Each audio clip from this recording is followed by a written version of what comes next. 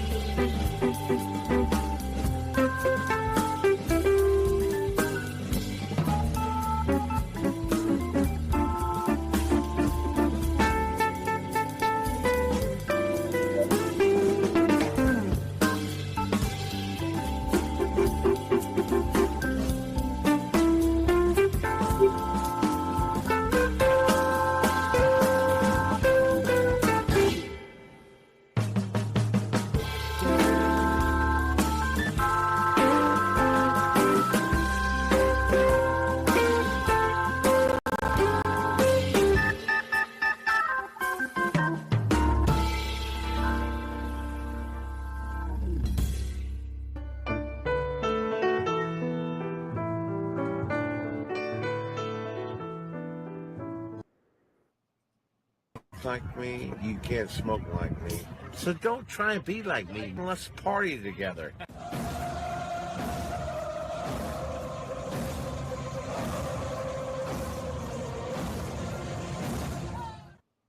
There's something kind of about a kid that's never played baseball. We have been hoodwinked, bamboozled, and flat out deceived. Why did you get so drunk? You got drunk. I'm just really exhausted. What's in that cup? Rum and Cokes? Do you have any idea how important this is? We're trying to save the pub cup. Really? This is what you're doing? This is what you're doing?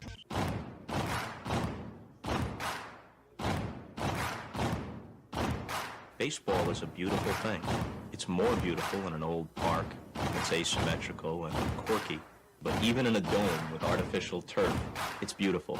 The way the field fans out, the choreography of the sport, the pace and rhythm of it, the fact that that pace and rhythm allows for conversation and reflection and opinion and comparison. In right field, the crowd is tormenting Strawberries, singing Darryl, Darryl. Little roller up along first, behind the man. It gets through Buckner. Here comes Knight, and the Mets win. And there's a fly ball deep to left. It's on its way. There it goes. And the Yankees are going to the World Series. Aaron Boone. Ground ball stabbed by Polk. He has it. He underhands to first for the first time in 86 years. The Red Sox have won baseball world championship. Can you believe it? It's a pastime, something you do. It's entertainment, something you watch. And it's a shared experience, something you talk about and read about. But you can apply those same three criteria to other things. What makes baseball special is that it's the best game that's ever been devised. Smith corks one into right down the line. It may go. Go crazy, folks. Go crazy. Sure as God made green apples, someday the Chicago Cubs are going to be in the World Series. A little bouncer slowly toward Bryant. He will glove it in front of Rizzo. It's in time. And the Chicago Cubs win the World Series. Cubs win. What a lucky break. The good Lord wants the Cubs to win. How can you not be romantic about baseball? If baseball is about caring, about loyalty and rivalry. Braves fans are on their feet hoping for some kind of a bleeder or a seeing-eye single. Here's the 1-2 pitch. Fastball hit high and deep down the right field line. It's going back, back, back. Is it fair? Is it zip, boom, bam, it's gone! Ram-a-lam, ding dong, a 3-run shot, and your Atlanta Braves have taken a 1-run lead. She's gone, baby! There's a very peaceful thing. It was created and played in pastures and meadows. There's grass, there's outdoors, there's everything that people thought was American and feel about America. You get in a ballpark, and it's the wonder of walking through that dark tunnel and seeing a huge open space where men play the little boy's game.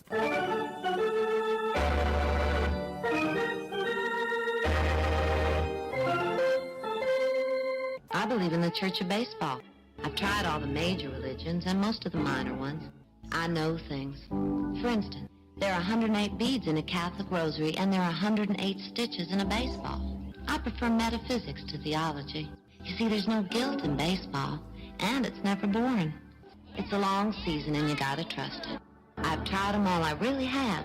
And the only church that truly feeds the soul day in, day out is the Church of Baseball.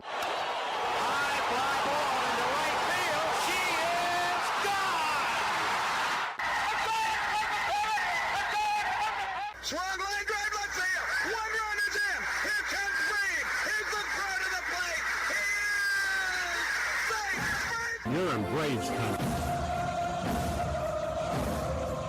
If there's a bigger thing going on right now, I don't know what it is. We're down to one strike here. Gurriel, the last hope for the Houston Astros. Here's the 0-2 pitch. Swung on, bounced over to Dansby. Dansby fires it over to first. And here comes the dog pile. Fire the cannons in the battery. Do the chop. All throughout Braves country, pop that top! Your Atlanta Braves have won it all! and gentlemen, welcome. We direct your attention now to home plate. Please remain standing. We call your attention to our bands here today. They will be jointly directed. And now, another fixture, our national anthem.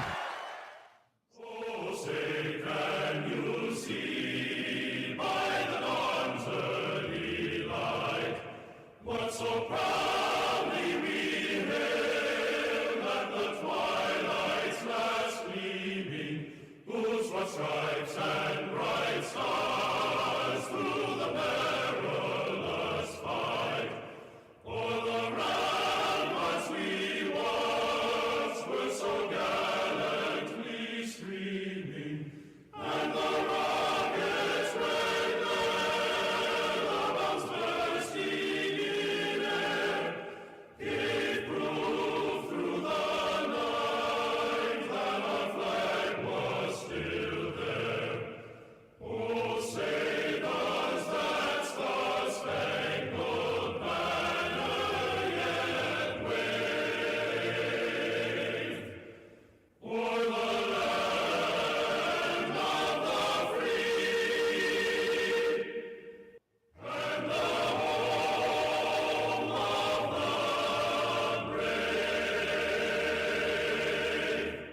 Play ball! At this time, ladies and gentlemen, we'd like to introduce today's teams as participants in this historic game.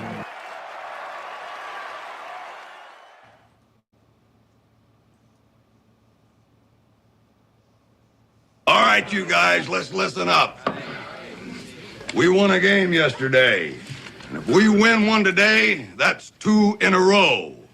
We win one tomorrow, that's called a winning streak.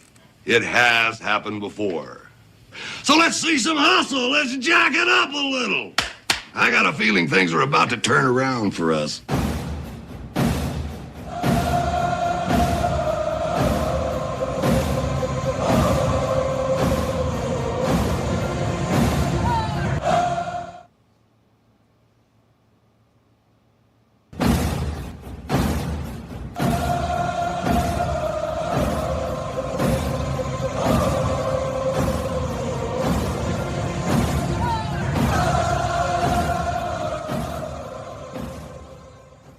Down a beer?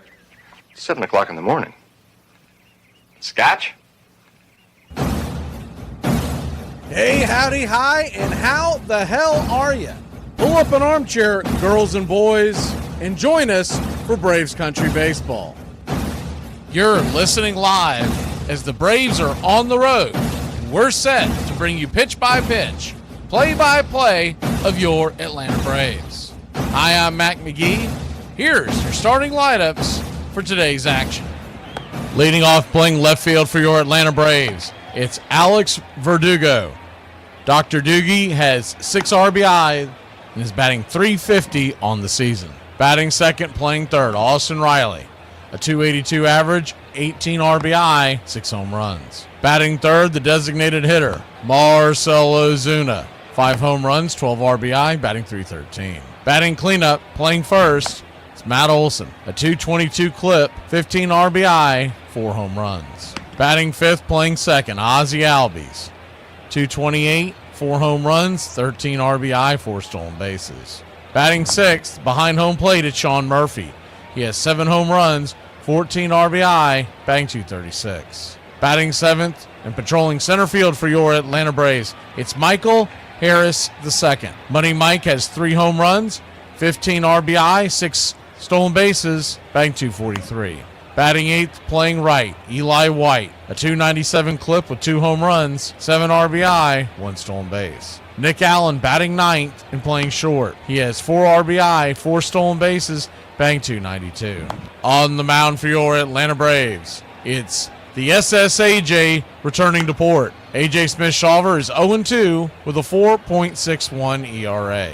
A 1.98 whip, 13 2/3 innings, 17 strikeouts versus 19 hits, 8 walks, 2 home runs served. He'll be going head-to-head with German Marquez, who's 0-4 with a 9.30 ERA, 2.02 whip, 20 and a third innings, 14 strikeouts, 30 hits in those 20 innings, 11 walks, 2 home runs served. Backing up Marquez in the bottom of the first inning, and in center field for the Colorado Rockies, it's Brenton Doyle. He's batting .240 with 3 home runs, 13 RBI, 2 stolen bases. Beck is batting second, playing left. 5 home runs, 10 RBI, 4 stolen bases, batting .280. Ryan McMahon batting third, playing third. 2 home runs, 4 RBI, batting .158. Goodman is behind home plate and batting cleanup. 5 home runs, 14 RBI, batting .256. Toglia is at first and batting fifth. 2 home runs, 11 RBI, 2 stolen bases, batting .214. Moniak is in right field and batting sixth. 3 home runs, 9 RBI, batting .208. Farmer batting seventh, playing second. He's got a .250 average with 6 RBI. Martini, the designated hitter, is batting eighth. 2 RBI, a .236 clip. And Trejo is batting ninth and playing short. He's 2 for 7 on the year, a .286 average. Calling balls and strikes behind home plate tonight, it's Benny Gonzalez. Your first base umpire, Alex Tosi. Second base will be manned by Ron Culpa, and down the third base line, it's Corey Blazer. Game time temperatures here at Coors Field in Denver, Colorado, at an 8:40 first pitch are expected to be about 60 degrees with the wind blowing out at 10 miles an hour to right field. Our pick to click tonight, it's time for Ozzie Albies to get off the schneid. He's 4 for 11 lifetime against tonight's starting pitcher with 2 home runs and 2 RBI, a .364 average. Keep an eye on Verdugo. He's 3 for 6 lifetime against Marquez. And Ozuna is 2 for 5 with a home run. Sean Murphy not too shabby at 2 for 7, while the Colorado Rockies, only 2 guys have ever seen A.J. Smith-Shawver before. Doyle is 0 for 1. McMahon is 2 for 3. Give me a good old-fashioned Colorado Rocky shootout in the Mile High City. We're going to go with your Atlanta Braves to win this one 11-4. Keys for the game tonight, take advantage of that Colorado starting pitching tonight. A 9.04 ERA in 30 hits in 20 innings is a pattern. One the Braves offense, which has been hitting well, can exploit. And on the defensive side, A.J. Smith-Shawver's got to keep the ball down and keep the free passes to a minimum. He's walked 8 in 13 innings. That will come back to bite you here at Coors Field. Put your click in the chat, slap that like, and let's get ready, Braves Country. We'd like to thank everybody for choosing Braves Country Radio, and a special thanks to all the country club members. Please like on your way in and subscribe, set those alerts, and share Braves Country Radio to help build the crowd so we can continue to bring you the classic call of Braves Country Baseball. Well, it's about that time. Grab you a cold one. Find you an armchair. Atlanta Braves Baseball right here on Braves Country Radio. Your modern-day superstation is in its 5th season of bringing you pitch-by-pitch, play-by-play of your Atlanta Braves and our one-of-a-kind production. Take us anywhere you go for over 170 Atlanta Braves ball games. Please like and subscribe today. Join the Country Club. Thank you to all the Country Club members. You help support Braves Country Radio. Get this bus moving. Stop. Come back. Too late. Roll call! Yeah, roll call! You're in Braves Country.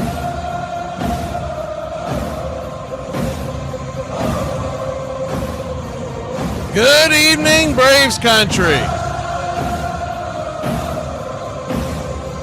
Time for a little bit of roll call.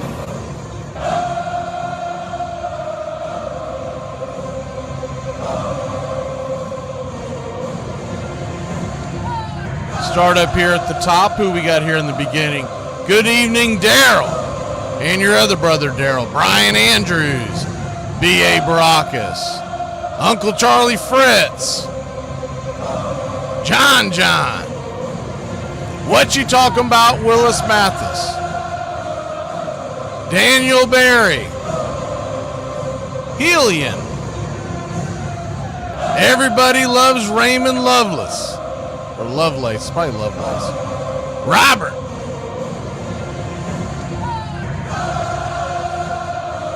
He Blake. James Hagan.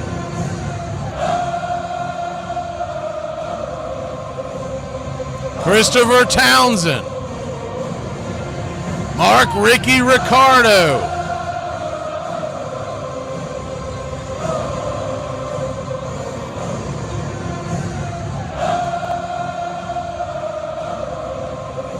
What you talking about, Willis? Who else do we have in here? Kay is here. Justin Green. Gary the Real McCoy. SS Dub.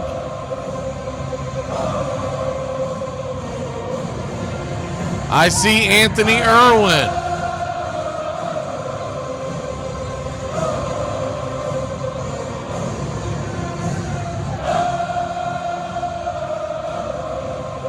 Denise, good to see you. Neil Pearson, good to see you. World Drummer. Charlie Elrod, Garrett Clemens.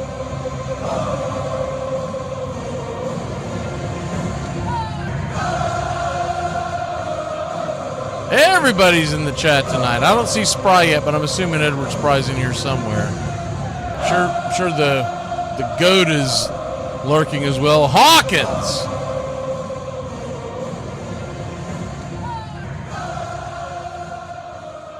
Glenn Dice is here. And Sammy C. Stargazer as well. All right, we're going to take a quick break. When we come back, I got some clips I want y'all to hear from last night's game. We'll be back in a flash here on Braves Country, getting ready for pitch-by-pitch, play-by-play of your Atlanta Braves.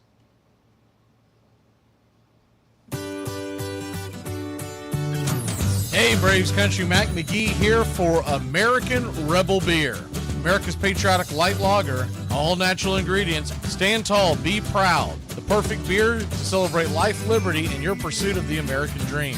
America's patriotic light lager, offering a crisp, clean, bold taste. Perfect beer to celebrate life, liberty, and your pursuit of the American dream.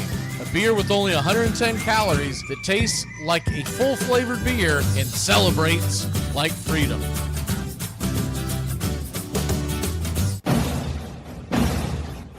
Hey, Braves Country, this is Mac McGee with Braves Country Radio. We are bringing you pitch-by-pitch, play-by-play of your Atlanta Braves all year long. Join the Country Club today. Help support Braves Country Radio. Join the Country Club today. It helps us bring you more of the game we all love. Braves Country Radio, your home for the classic call of Braves Country Baseball.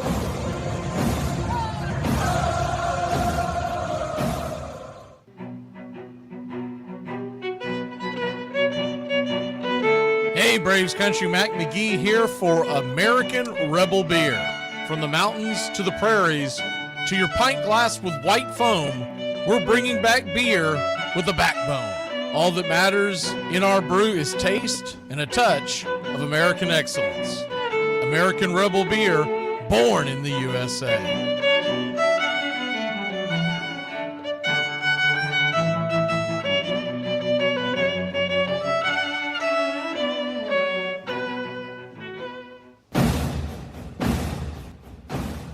Ladies and gentlemen, we interrupt our program of dance music to bring you a special bulletin from the radio news. Sit quietly and we will control all that you see and hear. There is nothing wrong. You are about to participate in a great adventure. You are about to experience the awe and mystery. You unlock this door with the key of imagination.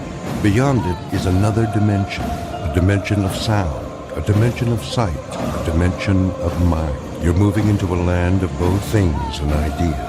You've just crossed over into Adventures in Time and Space.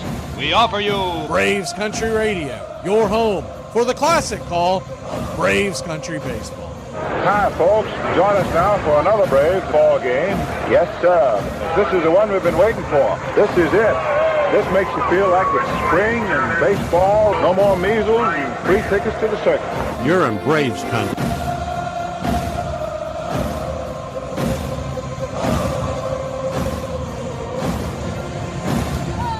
This is a reminder, disorderly conduct will not be tolerated. Please respect your fellow fan and refrain from any unruly behavior. Failure to comply with these guidelines will result in ejection.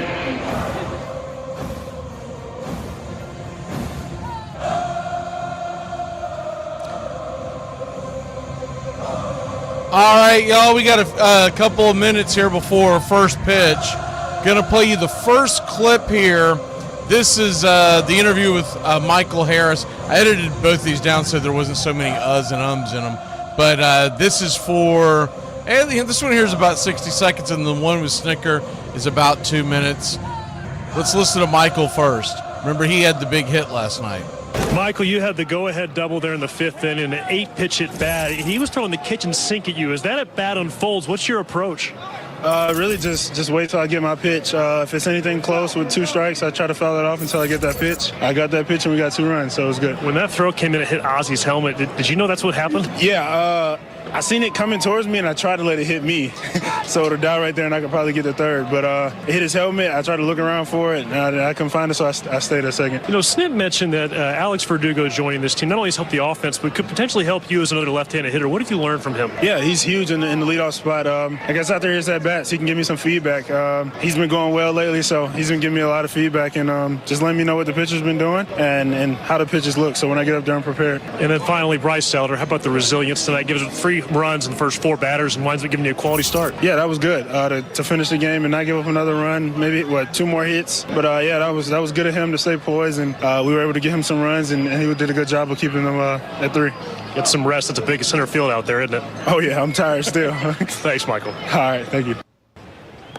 So that was Michael Harris II, the big hit last night, and of course the Braves just had all around great performance after that 3-run home run given up by Elder in the first inning, and that kind of stuff happens in Colorado. That pitching staff did a phenomenal job. I know this isn't one of the best offenses in baseball, but it's still the most difficult stadium to pitch in, and they did a phenomenal job. After that 3-run home run, we just shut them down for 8 innings is all we did. So great job by the pitching staff, and we had some great defensive plays. Eli White had a hell of a play at the wall. A couple other guys made some really good defensive plays. So the defense and the pitching is starting to sharpen up. Here is Snitker on last night's game. Bryce, obviously not the start of the start he wanted, but for him to bounce back and give you a quality start, I mean, how impressive is that? Well, very much so. I mean, he kind of regrouped, got a couple balls up in that inning, I think, but that's pretty hard to do here in this place, so that was really big. And then offensively, everybody in the lineup had a hit tonight. I mean, what did you see in the at-bats? No, it's just good at-bats, and it's nice that we came back again after getting down like that in the first inning and kind of pecked away and got some nice defensive plays. Eli had a really nice catch in right field, and Oz had a nice tag on the stolen base, and so it was good. Just kind of keep pecking away and getting those add-on runs always are big here. How affirming was it? Yesterday you talked about couldn't make productive outs. It seemed like everybody who had an opportunity to move a runner got it done. Yeah, it was good. Zuna goes the other way for the sac fly, and Michael had a really good at bat to knock in the 2, and so a lot of good things happened. It was nice to rebound after a tough loss and get a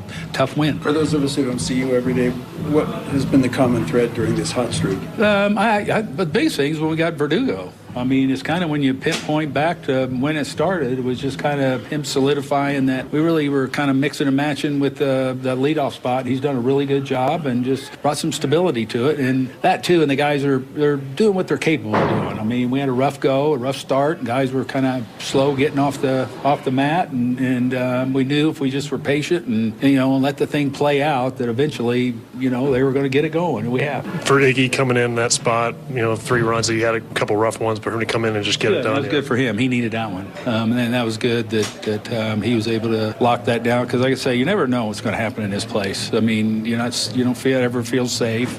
But that was good that he kind of regrouped and got a save out of it. You're starting tomorrow? No, we're going to talk about it this evening and figure something out in the morning. Thanks, Snip. Okay, thank you. And not only did the offense spread the hits across the whole. All right, so that was Snitker. There's a couple other questions, but they really were redundant. So once that happens, I kind of cut it off.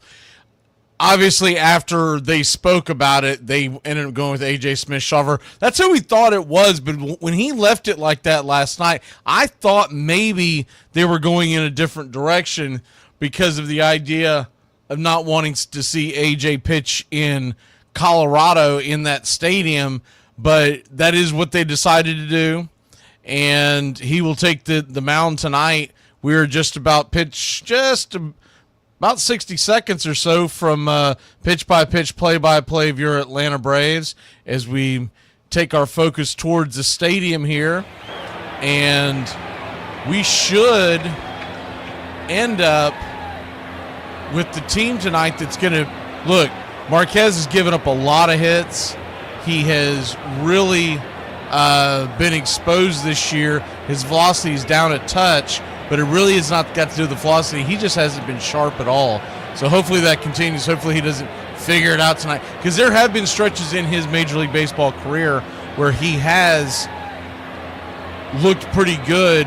Normally once you get through him the second time through the lineup, you start to tag him, but this year he hasn't even gotten that far. The Braves, in that move, by the way, when they recalled A.J. Smith-Shawver, they DFA'd Ian Anderson once again. So I thought maybe they were going to go with the bullpen game with Ian Anderson as a backup plan to eat some innings in the middle of the game, because he has pitched quite a bit in Colorado and he is a ground ball pitcher. But they decided to go with the SSAJ, and nothing wrong with that. I think they look at it as it's better to have him pitch in Colorado than have him pitch at home against the Dodgers coming back. So that's where he's going to fit in. And because we haven't heard anything officially, we don't know when Strider's going to come back, but we are just about set. Marquez is set. Verdugo digs in, and yes, sir, it is baseball time in Braves country. First pitch on the way is a fastball high and out of the zone. It's 1-0. Righty-lefty matchup, the 1-0. 95 misses out wide, 2-0. Very sparse crowd out here in Colorado. It's a little bit of an early start. They tend to trickle in a little late, but with the middle of the week as the 2-0 misses outside wide, 3-0. And cool temperatures, we may not see a big crowd like last night. The 3-0, Verdugo takes it right down the pipe, 3-1. The infield is back and to the right. The 3-1 to Verdugo. Swing, and fouls it away. Heat right down the middle of the plate. So a full count now to Alex Verdugo. Standing on deck is Austin Riley. The payoff pitch, swung on, lifted into left center field. That's going to get down for a base hit. And Dr. Doogie has the first hit of the day.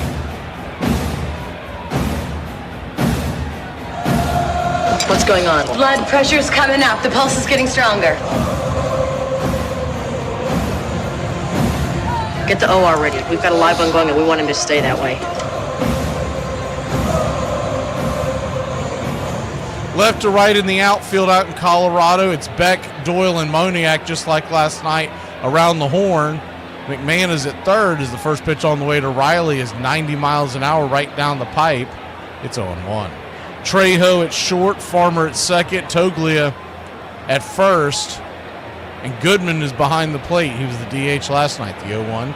Swing and a miss. It's 0-2. Came over the sinker.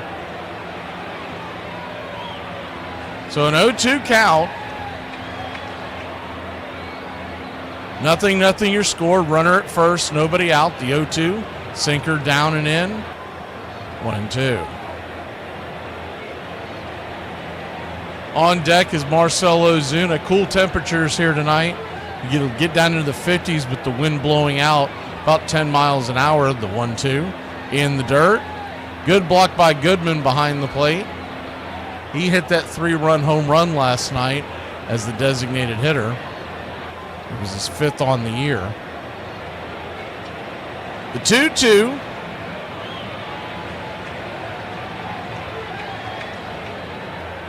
The pitch, swing, kicks it over towards short. It's going to be a 6-4-3 double play. Riley a little slow getting out of the box on that one, and they were able to turn it. Good defensive turn by the infield by the Rockies. They got him by about a quarter step. So 2 down to start the first inning. Marcell Ozuna will come to the plate. The Big Zoo, 5 home runs, batting .313 on the year. First pitch, 95 right down the pipe. It's 0-1. The 0-1. Slider up top. 0-2. Ozuna takes the first 2 pitches. Both for strikes.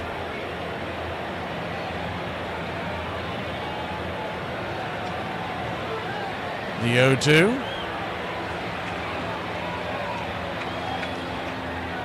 Just misses high, 97-mile-an-hour sinker, 1-2. 1-2 count. Marquez brings it. Slider down and away. 2-2. We're going to clean that screen up for you real quick.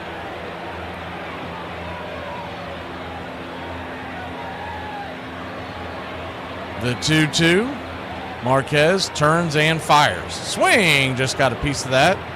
Couple of stitches off the top of the ball to stay alive. 2-2 count. Marquez about to throw his 17th pitch of the inning. Braves nothing. Rockies nothing. You'd love to get an early lead for the youngster Smith-Shawver, who's going to take the bump the next inning. The 2-2. In the dirt, 3-2. Full count now to the Big Bear.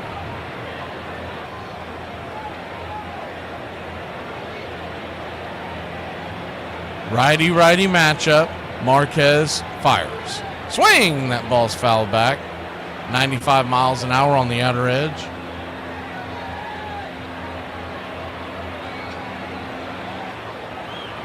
Full count to Ozuna.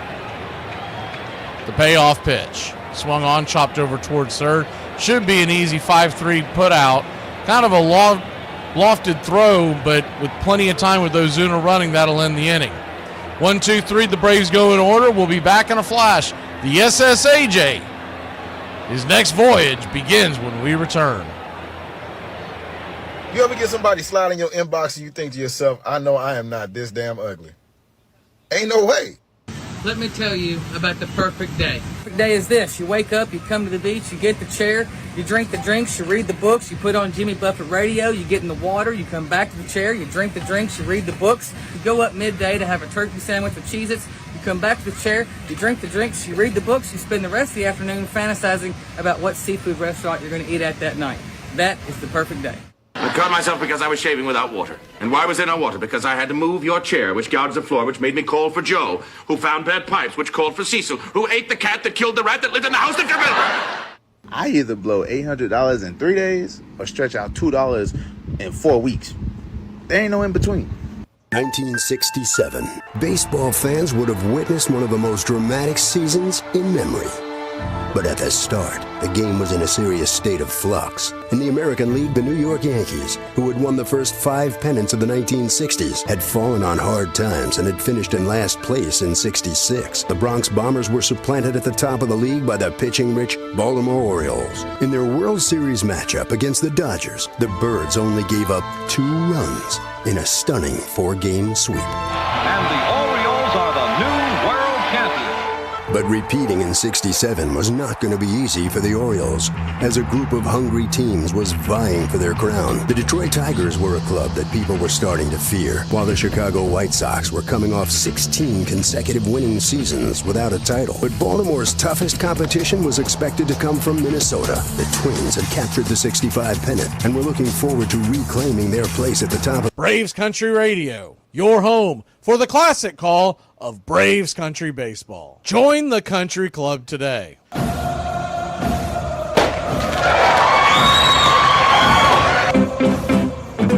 Welcome back. First pitch, swinging. Brenton Doyle lines out to left field. It's going to be F7 in your scorecard. Thank you for the 5 memberships from Charles. And I believe that Hellion did a membership as well, so make sure to get that in.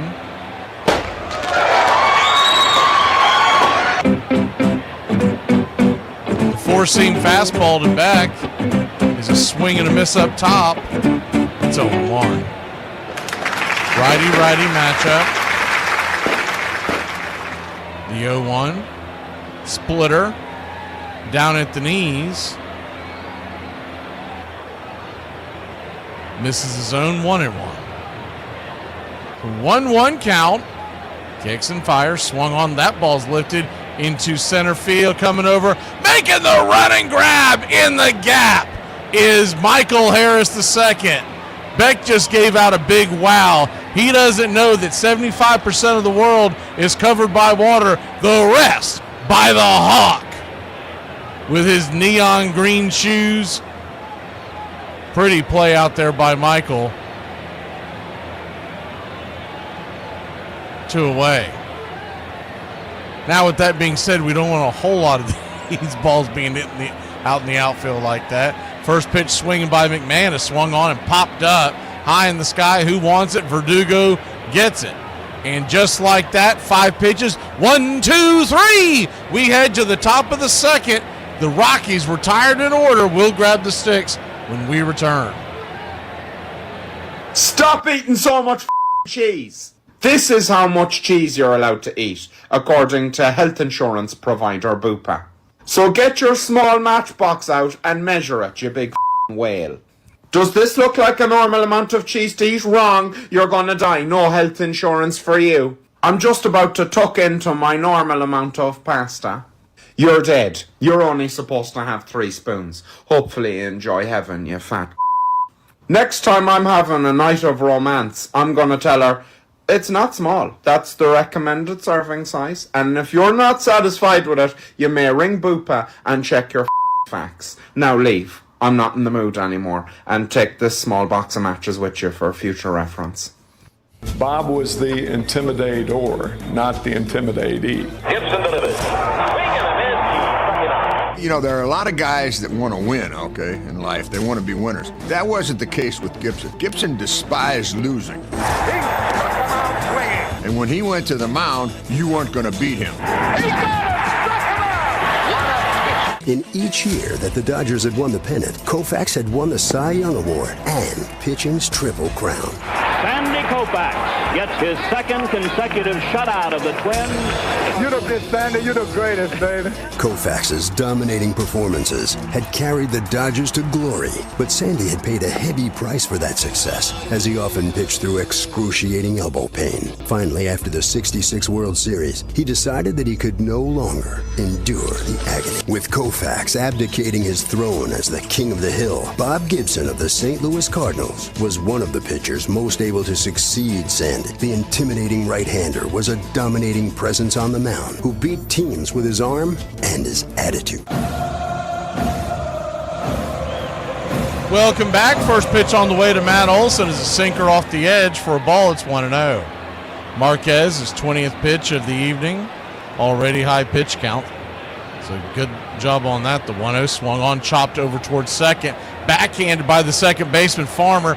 He'll slip, fall. The ball will pop out of his glove, and Matt Olson will be safe. I'd say that'll probably be an error, but it's not your typical error where the guy booted the ball. He just slipped in his shoes came out from under him. When he was trying to get his balance, the ball popped out of his glove. He's tying his shoes. I don't think it had anything to do with that, but fair enough. Ozzie Albies digs in from the left side. First pitch swinging. Pops it up. High in the sky. First pitch out. Once again, we have seen that time and time and time and time again in his slump. First pitch of the game that he sees, he pops out. That one there will be F7 in your scorecard, one away. He's got good numbers against tonight's starting pitcher, so hopefully the second time around he'll give himself a chance and actually look at a pitch or two. Funny thing about that pitch, that wasn't a bad pitch to swing at. A lot of these pitches he's been swinging out early have been awful pitches to swing at. That was basically in his wheelhouse. He's just in a huge slump right now. First pitch on the way to Murph is swung on and chopped foul down the third base side. It's 0-1. The 0-1. Righty. Runner at first. Smurf always a double play threat, the 0-1 pitch.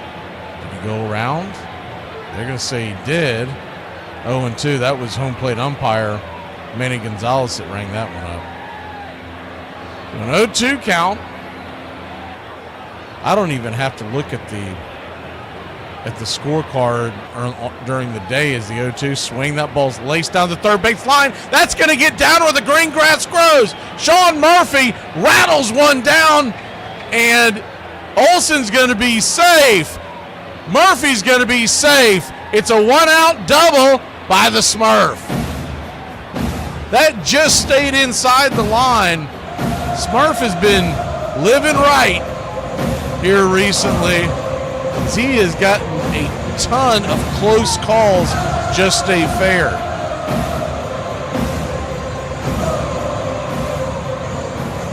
He was out in front of that pitch, but was able to keep it fair. So that'll bring Harris to the plate. Money Mike takes the first pitch, 95 right down the pipe. It's 0-1. Out of town scoreboard looks like this. Twins nothing.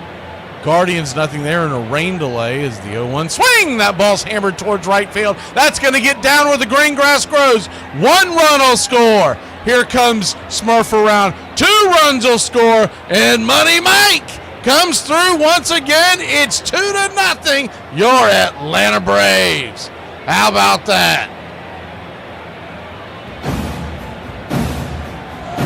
What they know about that? God bless you, Mike. Keep your game tight. Never know. You know what I'm saying? I got a little razzle-dazzle. Razzle-dazzle indeed up against the wall. Splits the gap.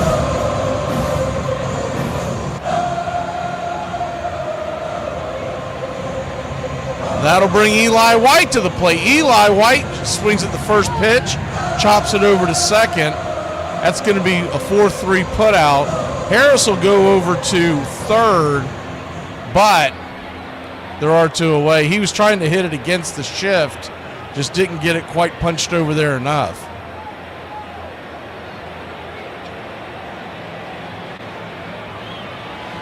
So Nick Allen comes to the plate. His first hit last night, we could use one of those swinging bunts. First pitch, slider off the edge.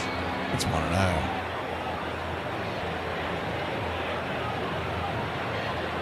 The 1-0. Righty. Pitch swung on, chops it down the third base line. 1-1. 1-1 count.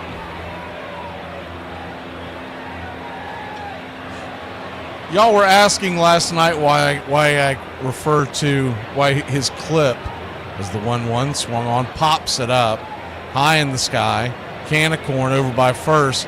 That'll end the inning. Nick Allen pops out, but not before your Atlanta Braves and Money Mike come through again. It's 2-0. Hot Atlanta. We'll be back in a flash. Stop putting mirrors right beside the shower so I can see myself cleaning my own arse. If you like doing that, there's something wrong with you. I don't even understand how it's helpful. It's not like a better view is particularly useful in the shower. If you're having to carry out a visual inspection to see whether you're clean or not, you're not clean. I don't need to be confronted with the cold, hard reality of my body when I'm just trying to relax and clean myself. The shower is a time of peace. You do a bit of singing, you do a bit of thinking. Now, if I go to a hotel, I have to look at a big, fat, hairy man having a shower. I've got a good use for AI, actually. Mirrors should detect if I'm naked and censor me. I should get one of them messages like you get on Instagram. This is graphic content. Are you sure you're ready to view it? Cardinal outfielder Lou Brock shared Gibson's passion for winning. Baseball was a war against your opposition. The Cardinals' tradition, the Cardinal pride had a lot to do with that. The slender, speedy Brock had become one of the most disruptive players in all of baseball. You imagine yourself as a pitcher even 2 or 3 days before you came into St. Louis. The guy you had to think about was Brock. You know, not only was this guy a great base stealer, he was a 300 hitter. He was really the ignition for that baseball team. Brock had joined the Cardinals in 1964 and teamed with Gibson to help lead St. Louis to a World Series victory. But by '66, the Cards were struggling as they slipped to 6th place and were dead last in the league in runs scored. We didn't have big hitters in the middle of our lineup. In order to change that, they gambled by trading as a Yankee. Roger Maris had outdueled Mickey Mantle to break Babe Ruth's fabled single-season home run record. He was always dealing with the image of Mickey Mantle as the player who could do no wrong. Maris is a ball player's ball player. He's great with his teammates. He's great in the clubhouse. He just fit into our little family perfectly. Welcome back. A.J. Smith-Shawver back to work. Righty-righty matchup. First pitch on the way is a curveball right there at the knees. Pretty pitch. It's 0-1. Shawver threw 5 pitches in the first inning, all 3 flyouts. The 0-1 swung on, ripped down the third base line, foul. It's 0-2. Braves lead it 2-0 off the double from Michael Harris. He split the gap in the right center field in the top of the second inning. The 0-2 swing and a miss. Strike 3. Got him with the splitter. 1 away. That brought home Olson and Murphy after Murphy had doubled down the left field line. Olson reached via the infield single. They did, by the way, give that a single. First pitch on the way is a 4-seam fastball below the knees. It's 1-0. So the thing about why I have the "You're My Boy Blue" clip for Riley is the 1-0 off the plate, 2-0. That goes back before I was even calling him the Rake. When he first came up, 2-0 swing, that ball's belted high and deep into right field. I don't think that'll hold. It's 2-1. Braves lead it after the solo shot of Toglia. He belted that one into just below the second deck here at Coors Field. See if we get a number on that. Man, that ball was cranked.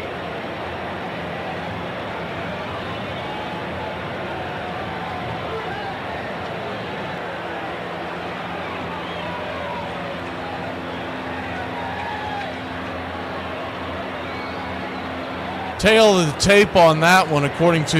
It's funny that they don't show it on It's the first pitch on the way. Timoniak is swung on, kind of corkscrewed into the infield. Shawver jumps on it, flips it over to first. It's going to be a 1-3 put out. Good defensive play by A.J. 2 away. Tail of the tape on that one says 414 feet. I just noticed that on the Braves broadcast, they don't give you the number on their screen. Like it's not going to count it for a home run if they don't give you the tail of the tape. First pitch on the way, 93 miles an hour, splitter. That splitter didn't split much. It's 0-1. But long before we started calling him the Rake, and we called him the Rake from X, is the 0-1 right there on the outer edge, 0-2. There's a guy that nicknamed him Riley Rakes or Raking Riley or something like that when he first came up, and it kind of rolls off the tongue, so we went with that when we first started coming up with the nicknames when we started doing this in 2021. The 0-2's chop foul down the third base side, and we'll do it again. But before that ever happened, when he first came up, the 0-2, slider in the dirt, 1-2. And I was hanging out with a couple of friends down here, and we would go and we would watch the games. So his favorite player was Riley, and it wasn't even close. It was the 1-2. And on his hands, we'll do it again. Anyways, the short of it is, when he would make a big play, when he would hit a home run, when he would do this and he would do that, he would, as the 1-2, swing, fouls it straight back, do it again. He would always say, that's my boy, every time he got a base hit, whatever he did. He could tie his shoes and go, man, that's my boy. And so when we'd have a few spirits in us, I would start yelling out at the establishment, you know, you're my boy, Blue, if you got a big hit. And that's the gist of it. The 1-2, swing and a miss, strike 3, and that'll end the inning.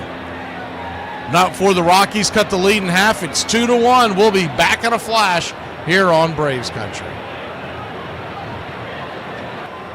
I'm going to go ahead and say, if a man cheats, he needs 5 points deducted from his credit score. Because, Dan, if I can't trust you, why should the bank? Man, ain't this the truth? White clubs be free and fun. Black clubs might be $40 and you might die. Where the lie at? You go to a white club, somebody in the back gonna holler, hey, all drinks on me. You go party with the black people. Even the gun sounds in the songs make you nervous, boy. You can walk in a white club and make a lot of friends. A lot of friends. You go to a black club and have a potential opposition. You go to a white club, they got a dress code to make sure you ain't got no weapons on you. You go to a black club, you can wear a size 60 pants with a rocket launcher on your hip, and they gonna act like they didn't feel it. At white clubs, they make flyers and stuff. Hey, man, you wear Aeropostales and Sperry's, you get in free. Then you hear it at our clubs, look, ladies, free all night, and make sure y'all fellas bring that bag, you heard me? Y'all, can somebody explain to me why my wife can't remember where she put her hair tie, but she can remember something I said on December 21st of 2021 at 6:40 p.m.?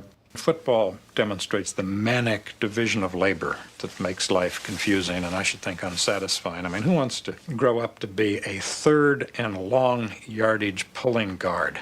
I once had to think of 99 reasons why baseball was better than football. I already had an assignment to do a magazine piece on that topic, and I thought it would take me a long time to write it, but I finished before lunch.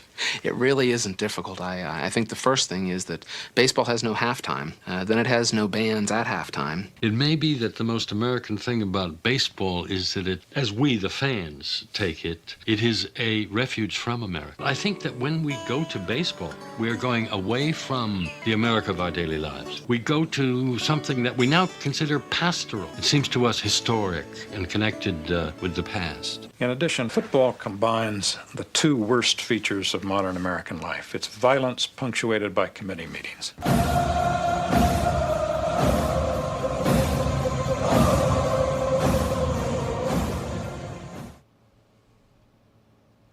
Welcome back. First pitch to Alex Verdugo is right there for a strike. It's 0-1. The 0-1 kicks and fires. Just misses off the edge. 1-1. 1-1 count. Swing, chops it over the mound.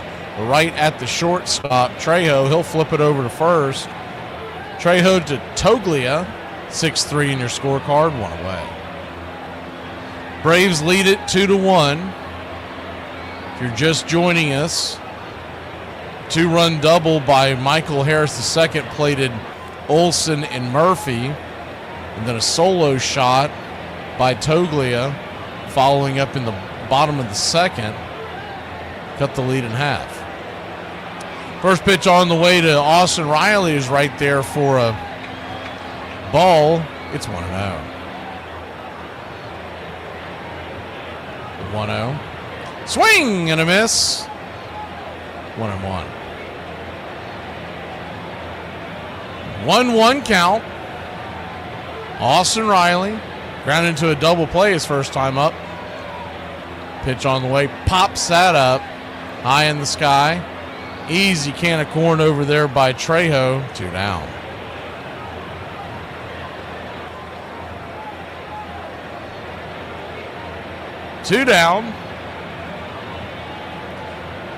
man, if you don't hate that FanDuel nonsense bad enough, I just noticed something I'd never paid attention to before, mainly because I don't watch the NBA like I used to. Is the first pitch on the way to Ozuna's up top.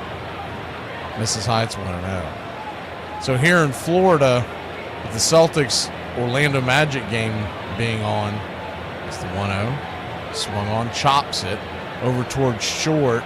Gonna have a hard time making that play. Had plenty of time, almost threw it away.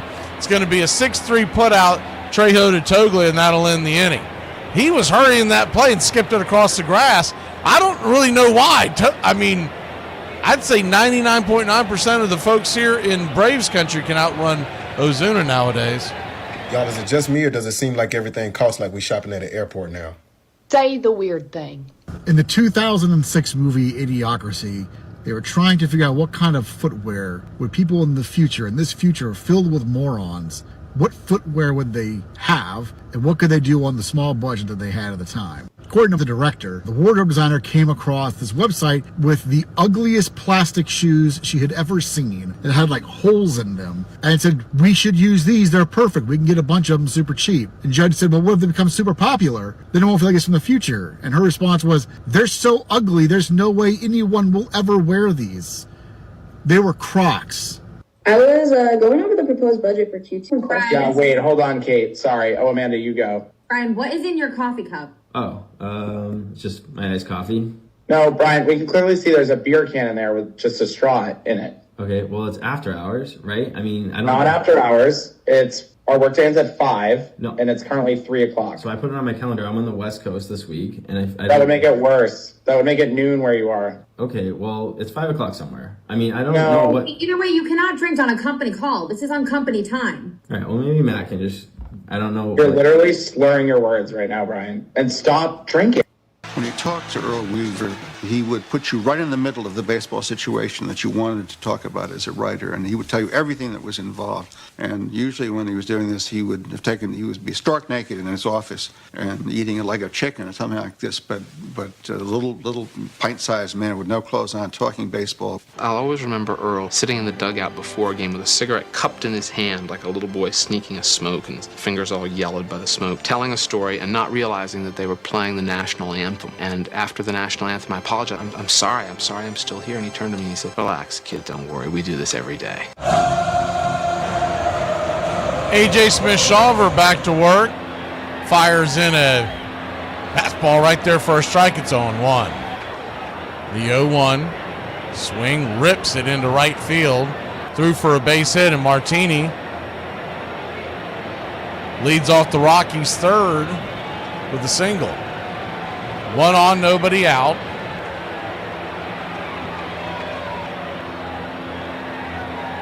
Shawver is only at 21 pitches.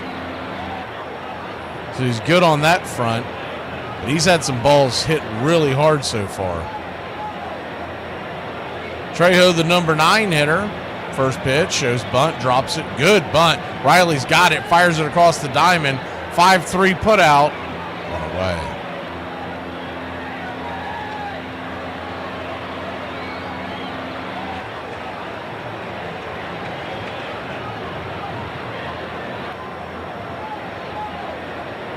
Runner at first easily makes it down to second. Tying run now in scoring position. Back to what I was talking about, that FanDuel. So in one of the monitors in the background, I had it on the Celtics Orlando game. Is the first pitch right there is slider at the knees. It's 0-1. Doyle, the leadoff hitter, lined out. On the first pitch he saw, hit it hard into left field. The 0-1. Fastball right down the pipe. It's 0-2. So I had it on NBA TV, and son of a gun, I look up and they say they're blacking it out because I'm in Florida and you have to have FanDuel to watch playoffs? What is that about? Shawver turns around, heads towards second to chase the runner back. That'll be, he didn't throw it to second, but it will be considered a move. The 0-2, swing, fouls it back. Do it again. So an 0-2 count.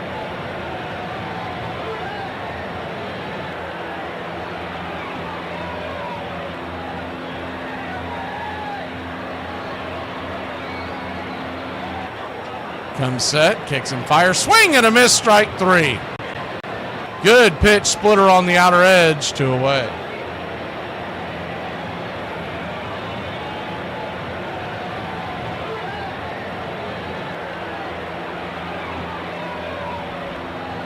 Two down.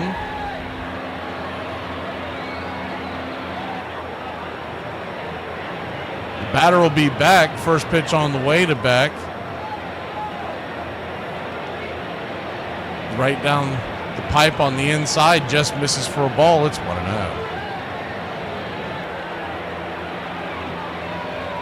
The 1-0.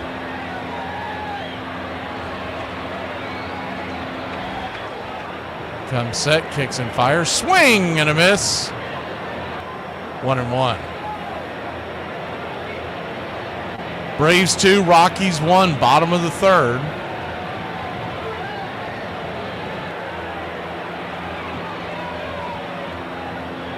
The 1-1 inside, splitter misses, 2-1.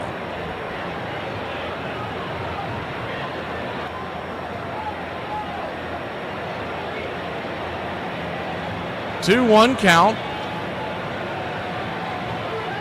Rocks and fires, down and in, 3-1. Infield is back and to the left. Outfield pretty much straight away, playing deep. The 3-1. Brings it.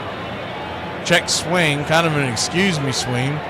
Four-seam fastball chopped down the first base side towards the dugout, full count. That may have been out of the zone, so we might have gotten a break there.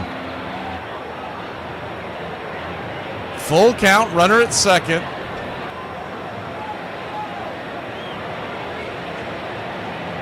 Comes set, pitch on the way. Down and away, ball 4. So he'll head on down to first. A.J. Smith-Shawver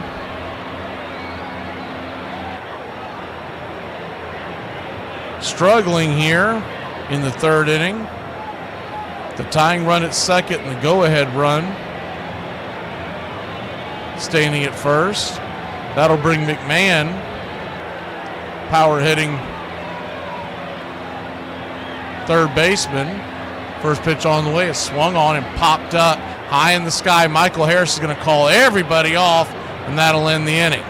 So they put a couple on but can't get them through. We'll be back in a flash here on Braves Country. So have any of y'all fallen in love with me yet? Or do I need to post more nonsense? So my kid's mom called me this morning and asked me if I could give her $300 to help her out with rent. And we haven't dated since 2015, so I don't normally do this kind of thing like ever, because I take care of my kids. I get them half the time. I'm a good dad, so it's not normal that I help her out with money any kind of way. And I just told her I needed a little bit to think about it, and I would call her back.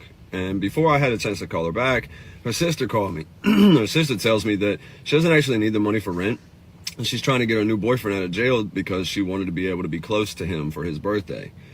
And so, you know, that hit me some type of way, but I decided to call her anyway. And I told her, come get the money, that I would help her out. I just figured, you know, karma will bless me the way that I should be. So she came, she picked up the money. And about 2 hours later, I get a call from the county jail, and I accept the charges, and it's her, and she's screaming, and she's cussing, and she's crying, and she wants to know why I gave her counterfeit money. And I told her she wanted to be close to her boyfriend for his birthday, and so, you know, happy birthday. Under Weaver's leadership for 14 full seasons, the Orioles would win or come in second 12 times, win 4 pennants and 1 world championship. In 1968, pitchers dominated as never before. 1 out of every 5 games played that year was a shutout. Bob Gibson was again the most fearsome performer. 2 strikes and a ball. He pitched 13 shutouts, won 22 games, and registered the lowest ERA in the history of his league, 1.12. Bob Gibson. He has just tied a World Series record.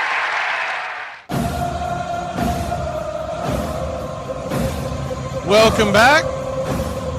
First pitch on the way to Matt Olson is up top for a ball. It's 1-0. Righty-lefty matchup. Olson.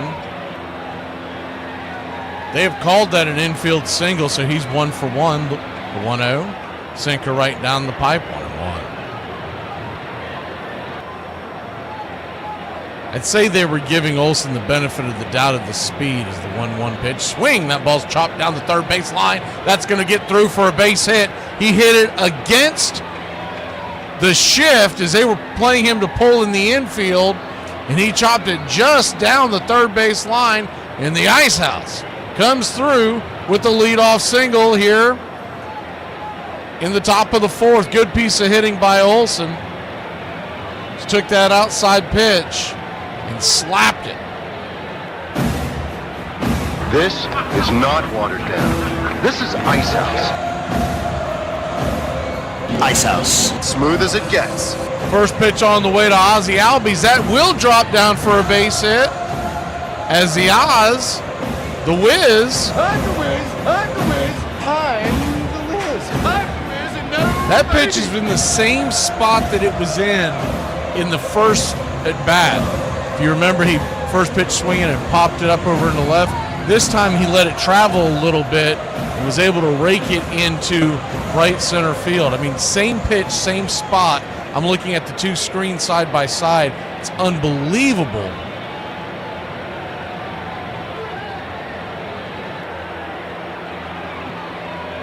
The main thing that's unbelievable is that Marquez would go back to that pitch again after laying it in there the first time and getting away with it. First pitch on the way to Murph is 95 at the knees. It's 0-1.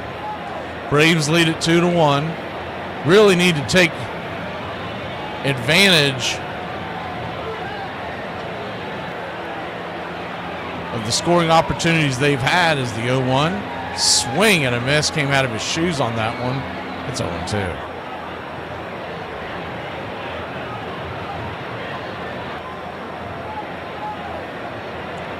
Oh-2 count.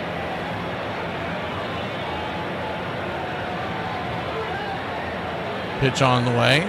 In the dirt, 1-2. Braves 2, Rockies 1. You know there's going to be a bumpy ride for Shawver here in Colorado, so you need to get him as many runs as possible. The 1-2. Marquez looks back the runner, brings it. Outside wide. Try to get him to chase that slider again. This time it was well out of the zone. 2-2. The deuce is wild. Braves lead 2-1, top of 4. 2 on, a 2-2 count. He looks back the runner and brings it. Swing! That ball's chopped down the third base line. That is going to be an infield single. That is going to be some good living for Mr. Sean Murphy. I don't know what he's been doing, but keep doing it, my man. Basically a swing and bunt down the third base line, as you can see on your screen. And the bases are juiced. Ducks all over the pond.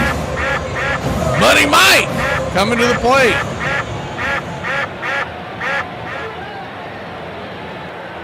Michael Harris II stands in as the pitching coach for the Colorado Rockies. Darryl Scott heads back out there.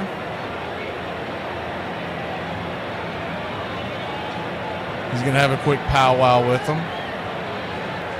Nationals are trying to make it interesting. We'll hit the out-of-town scoreboard real quick. It's 5-3. They've scored a run in the ninth. They were at one point down 3-0. They had bases loaded, nobody out, and didn't score. I believe it was in the 8th inning. I don't know what happened because we came back from break, and I looked down the next time and I was like, they didn't even score on that? But anyways, they're within 2 runs now. Marquez, 48 pitches in. We'll hit the rest of the out of town here in between pitches. First pitch on the way, 96 up top. It's 0-1.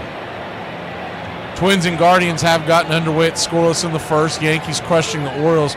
Kyle Gibson coming off the AAA squad to make a start today. The 0-1 swing rattles a sinker back foul. It's 0-2. Cubs over the Pirates 8-0. That game is in the 8th in Day for the Chicago Cubs. Phillies lead the Nats 5-3 in the 9th. Royals 2-1 over the Rays as Harris steps out of the box uses his timeout. Red Sox 8-2 over the Blue Jays. Got a funny story about that game here in a second.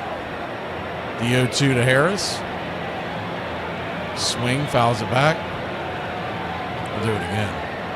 Mets 8-2 over the Diamondbacks. They're in the 8th. Brewers 5-2 over the White Sox. Rangers 3-0 over the Oakland Athletics. They're in the 4th. Tigers 2-0 over the Astros. All the other games are later on tonight. The 0-2 swung on, chopped over towards first. Only play is going to be for the first baseman, Toglia, to step on the bag and record the first out of the inning, but not before the Braves score a run. It will be an RBI for Michael Harris. So 3 RBIs now. What they know about that? God bless you, Mike. Keep your game tight. Never know. You know what I'm saying? I got a little razzle-dazzle. Good job by Michael to get the run home, and you bring the 2 runners up 90 feet, so the double play's out of order. First pitch on the way, swung on and fouled back. Eli White, it's a 1. Infield is back. That tells you something about Colorado. Any other place, the infield, they are playing in, but they know this stadium. The 0-1, swung on, touch behind that slider. It's 0-2. Any other stadium, you are playing your infield in because you don't want to give up the easy run, trailing 3-1 already, but they're looking at the long game. The 0-2 swung on, fouled that 4-seamer just behind it. We'll do it again. At Blue Jays Red Sox game, just before we went on the air, we had it on in the background. And the Red Sox at the time were leading 7-0, fairly late in the game. It was an early start. Is the 0-2 in the dirt? Good block by Goodman. Good take by Eli, 1-2. And Vladimir Guerrero Jr. hits a home run to make it 7-2. Once again, it's fairly late in the game. And he's going around the base paths, putting his finger up to his mouth, like basically saying, shh, shut up. Like, that kind of thing. Is the 1-2. He's in the dirt. They check down the line. They're going to say he went around. I got to see that again. Eli, if he did go around, he didn't go around by much. But it was so odd because you're still trailing by 5 runs. Yeah. Nah, he didn't go around. That was a bad call by first base umpire Alex Tosi. And that is not reviewable, by the way. That is the one rule in baseball, is the first pitch on the way. Slider at the knees, it's 0-1. There is no definitive rule. It is up to the umpire's opinion if he offered at it. That's all that's ever been the rule. It's really strange. The 0-1 swing, rifles it foul, 0-2. Braves lead at 3-1, but you'd like to get these other 2 runs in.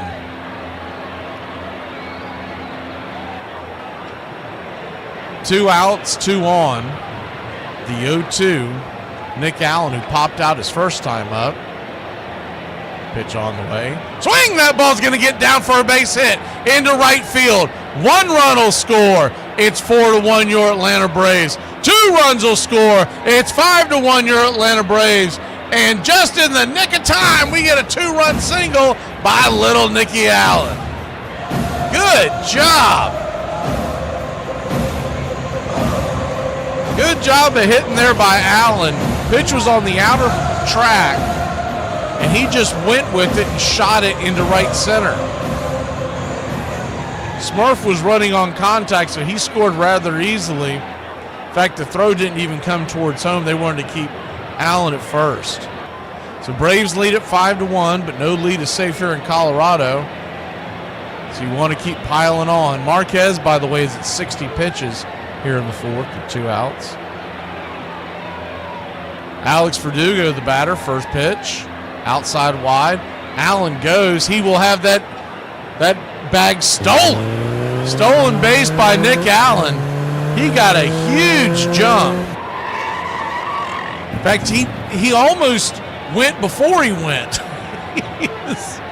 He made up his mind he was going no matter what.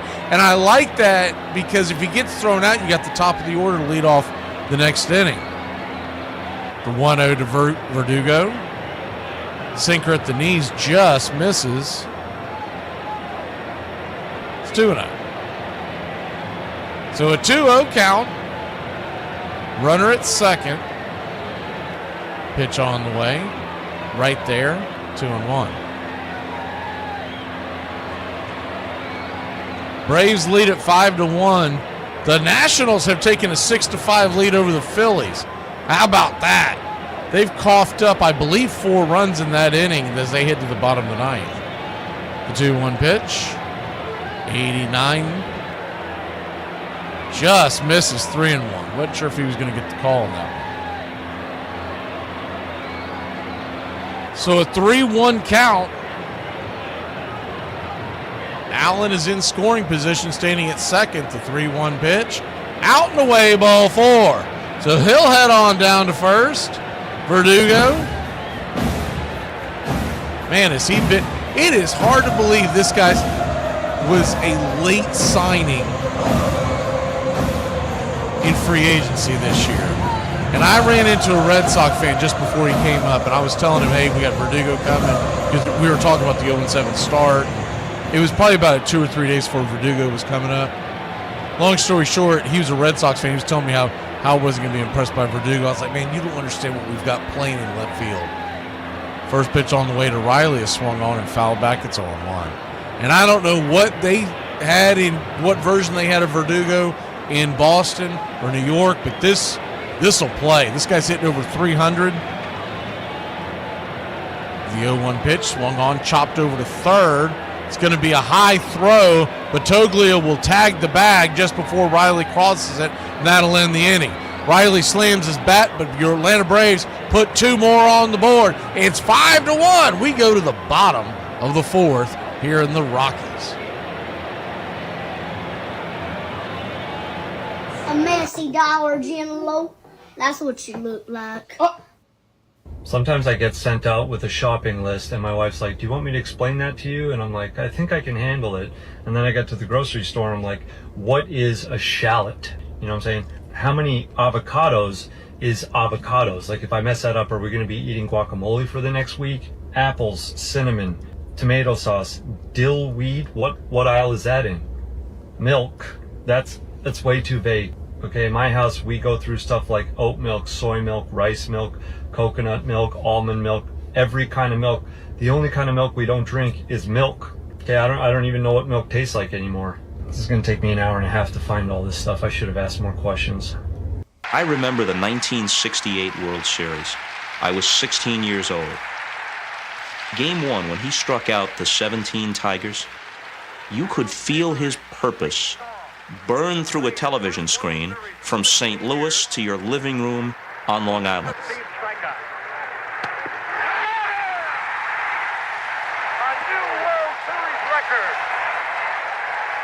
In a sport that isn't supposed to manifest that degree of outward emotion, he was actually fearsome. Just think, he's accounted for 16 of the putouts all by himself. He got it! Struck him out! A new world record of 17 strikeouts in one game. Bob Gibson is the only pitcher to win 7 consecutive World Series starts. Each of them a complete game. And when the game was over, Gibson in the clubhouse was like no other pitcher I've ever seen. The reporters gathered around and someone said, were you surprised by what you did today? And Gibson said, I'm never surprised by anything I do.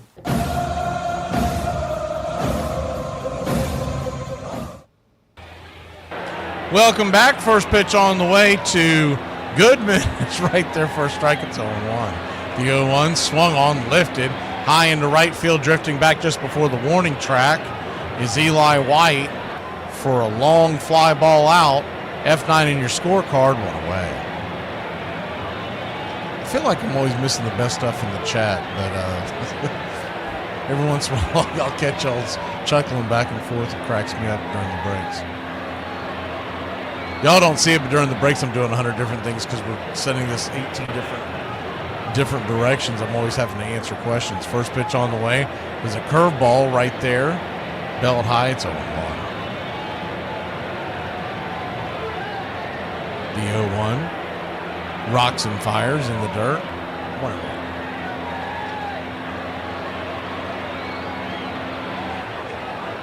1-1 count. Toglia hit a home run his first time up. The 1-1 pitch. Swing! That ball's hammered down the first base line, but foul. 1-2.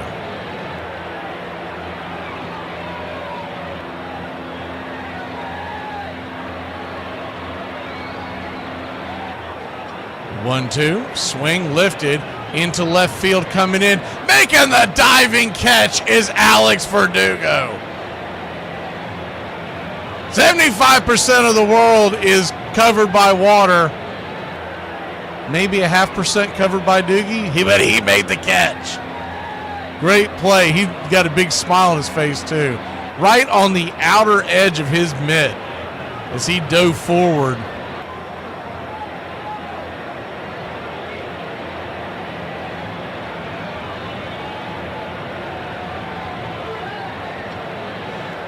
Mets lead the Diamondbacks 8-2. They're in the top of the ninth. I was looking at the Mets' schedule. It's going to start getting a little rough around the edges. As we all know they've started with the easiest schedule in baseball.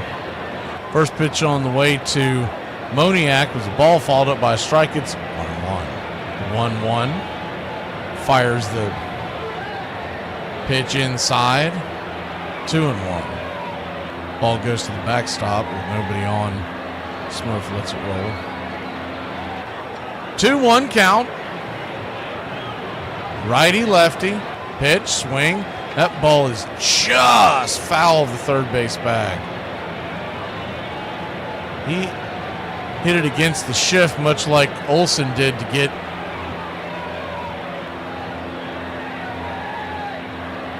his hit earlier. But it just missed the foul line. 2-2 count.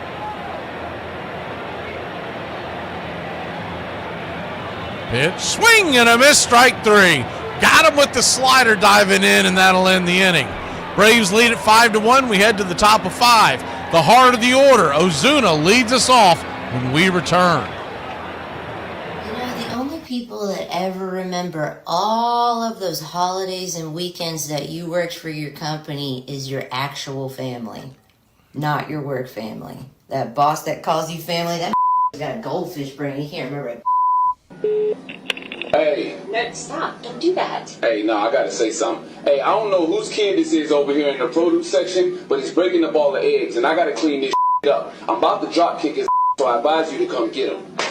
Y'all, Netflix and Hulu got one more time to raise their prices before I go dust off that DVD player that's been sitting in the garage. Fenway Park, this is not a park, this is a factory, and the brick facade and everything and the little red door on Yawkey Way was called Jersey Street back then. And then you walk through the gates and you come through that little tunnel, and then all of a sudden you see the green of the seats, the green of the wall, the green of the field, and the little dirt cut out, and the proximity of the foul line to the stands, and just the closeness of the bullpens to the crowd, and it's like you go down all of a sudden on one knee and you bless yourself and you go, thank God for making me a ball player, because it's heaven. As a game, I think it's the most interesting game. The units of measure are easy to deal with. The connection to history is plain. You say to an avid basketball fan, what's Kareem's final point total? And what was Wilt's when Kareem passed it? What's Peyton's final yardage total? What was Jim Brown's when Peyton passed it? Even the avid football or basketball fan doesn't know. But the casual baseball fan knows all of these landmarks of history, of individual achievements, of twists and turns in the game's history. 1947 means Jackie Robinson. 1961 means Roger Maris. 1969 means men walked on the moon.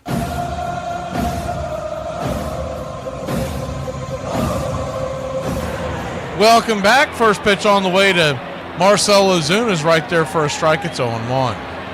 Righty-righty matchup. Marquez, 69 pitches on this one. Swung on, that ball's belted down the right field line. Broken bat, just foul into the corner. Wow. That ball almost stayed fair.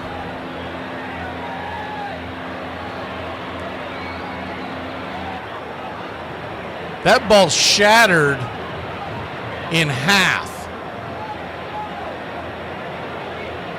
The barrel headed towards the pitcher mound on the left side, the ball down the right field line, and it almost stayed fair, which would have been a double.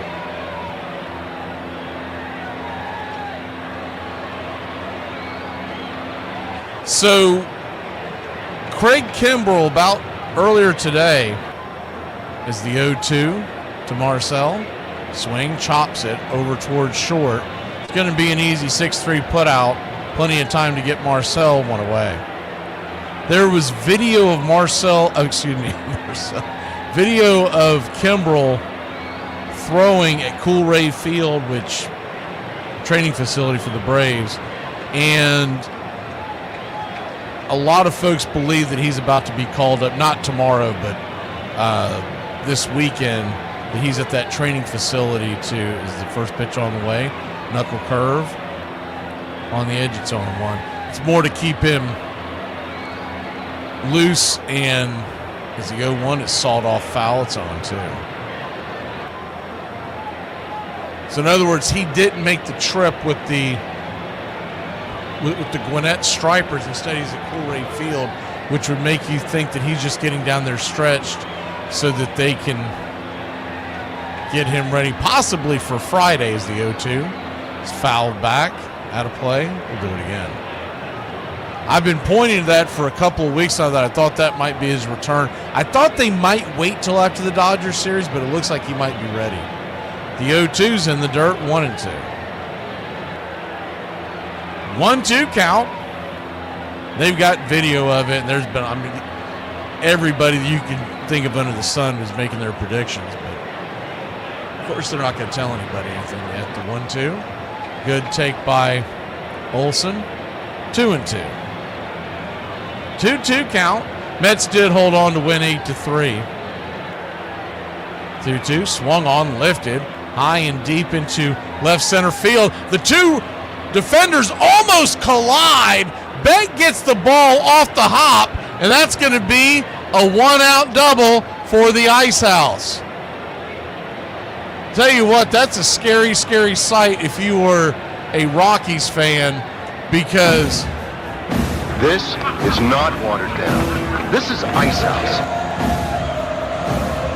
Ice House. Smooth as it gets. Those are two of their better young players out there in left and center. They almost collided.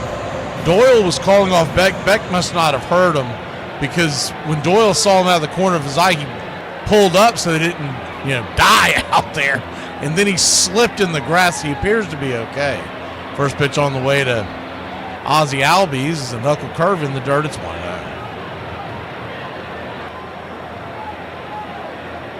The 1-0. There's a divot out there in the grass. The 1-0 pitch. Swing! That ball's hammered into right field. That's going to come through for a base hit. Olsen will slam on the brakes, and the throw gets away, and they're going to go ahead and bring him in. So Ozzie Albies gets a base hit, an RBI. We'll see how they score that. I don't think that'll be a double. I think it'll be a single and an RBI, but he moves up to second base after they decided to throw anyways through the cutoff. And your Atlanta Braves. On the whiz, time the whiz. I'm the whiz and nobody beat me. Ozzie Albies now 2 for 3. And that click-clacked.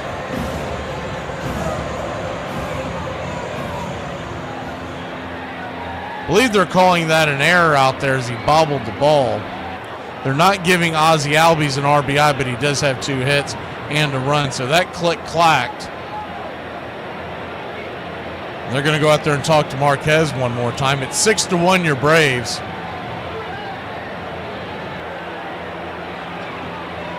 I know that was a lot to digest, but the cameras were moving all over the damn place. I'm so glad that I had it set up the way I do, where I get multiple angles from different feeds, because the cameras from Atlanta kind of took off and weren't paying attention to what was happening. Olsen and Tui saw it, and they shot him home. First pitch on the way to Smurf is 90 on the inner cut. It's 0-1. Runner at second. We'll go ahead and put the action cam on for you so you can see what's going on. The 0-1. Kicks and fires, 90 up top. 1-0. Well, the action cam is spitting a bit, so we'll put it back on the strike zone. I'm not sure what it's doing. 1-1 count. Up top, misses, knuckle curve. 2-1. Braves lead at 6-1.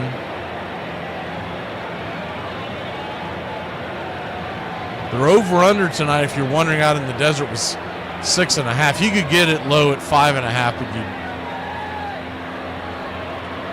much smaller payoff. The 2-1 swung on, lifted into right field.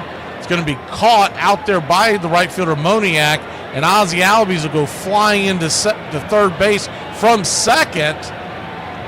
2 away. Ozzie now standing at third with 2 outs. Pretty good throw out there by Moniak, but Ozzie was in under the tag, well under the tag. Kind of a dicey send because you don't want to be the last out at third, but he is safe. So now a wild pitch could score. First pitch on the way to Money Micah swung on and chopped over to second, and it's a 4-3 put out, and that'll end the inning. That's why you don't want to be the last out at third, because it didn't matter. But out for your Atlanta Braves, put another one on the board. It's 6-1. We're having some fun here in the Rockies. It's not that I hold grudges. It's that I saw who you really are. And ew. Ugh. No, thank you. Barf. Ugh. Yuck. You do not have to accept her rejection. Huh. That's an odd start. Let's see where it goes. I'm a professional dating coach, and I teach guys how to understand the female mind. Professional seems crazy. Dating seems unlikely. And coach, I wouldn't trust you with your best-looking cousin, let alone a T-ball team. But I digress. Here's an example. I was talking to a girl. Unlikely. Sorry, keep going. And she said, I'm not really interested. That makes more sense. sense. And instead of just going, okay, and then just turning away, I did this. Why would you not be interested in me? I'm the best. At what? Knots? I don't know what your name is, but for the sake of the video, we're just going to call you Silas. And she's like, oh, how? I'm like, well, you'd have to come over to my house to find out. Don't go. You already know how to put the lotion on the skin. I just played into her little game. Yeah, a woman's no is never won game of the year. Because it's not a game, you dork. You want to know what I did with her later? Wore her skin, I'd imagine. And there's no more seconds after that. That's how he decided at the end of the video. So that guy can get Have a good day. Goodbye. In 1968, the New York Mets had wound up in 9th place, a record that would have been an embarrassment for some teams, but represented only the second time the Mets had soared so high. When the 1969 season opened, the odds against their winning the pennant were 100-1. And true to form, they dropped 7 of their first 10 games. Well, the Mets are 1 out away from their impossible dream. They won 38 of their last 49 games, take the Eastern Division title by 8 games. Braves Country Radio, your home for the classic call of Braves Country Baseball.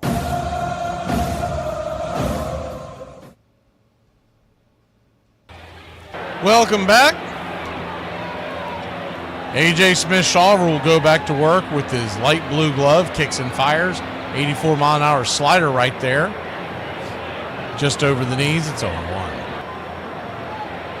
Righty-righty matchup, Farmer, the batter. The 0-1. Swing just got a piece of it, it's 0-2. Man, Orlando Arce is really bored.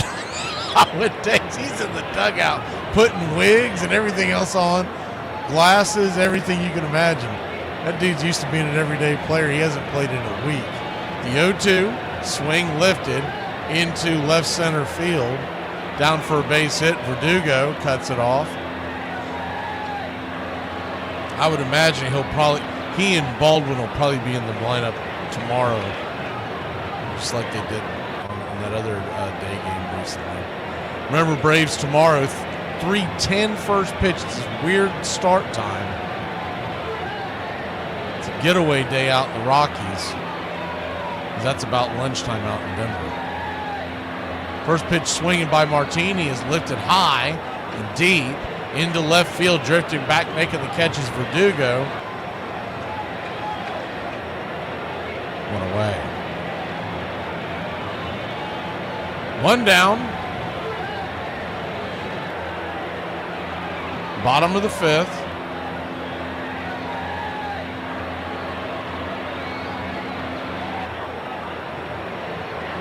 Braves lead at 6-1. If you're just joining us, scored 2 in the second, excuse me. This is the first pitch on the way, four-seam fastball at top for a strike. It's 0-1. 2 in the second, 3 in the fourth, and 1 in the fifth by the Braves. The Rockies scored their run on a solo home run by Toglia, a 414-foot blast in the second. The 0-1. Swing and a miss at the splitter. It's 0-2.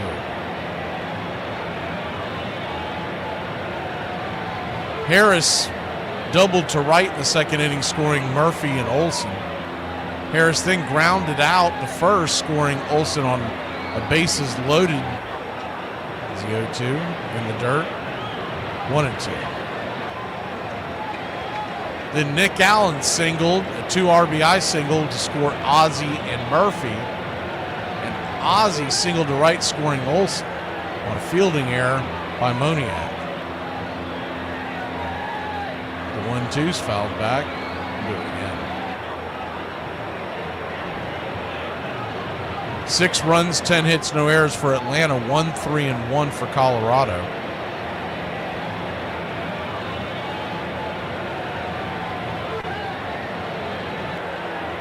One-two count. AJ, swing, chops it foul down the line.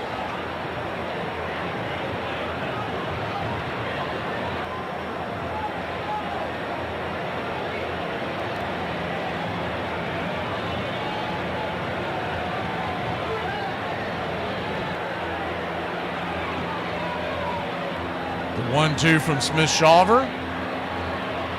Comes set, brings it. Swing and a miss, strike 3. The SSAJ bringing that splitter, man. He's got that thing working well tonight.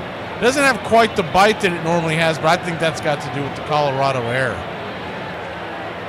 But it is making a dip, and it's just enough to keep the batters out in front. His 5th strikeout of the night.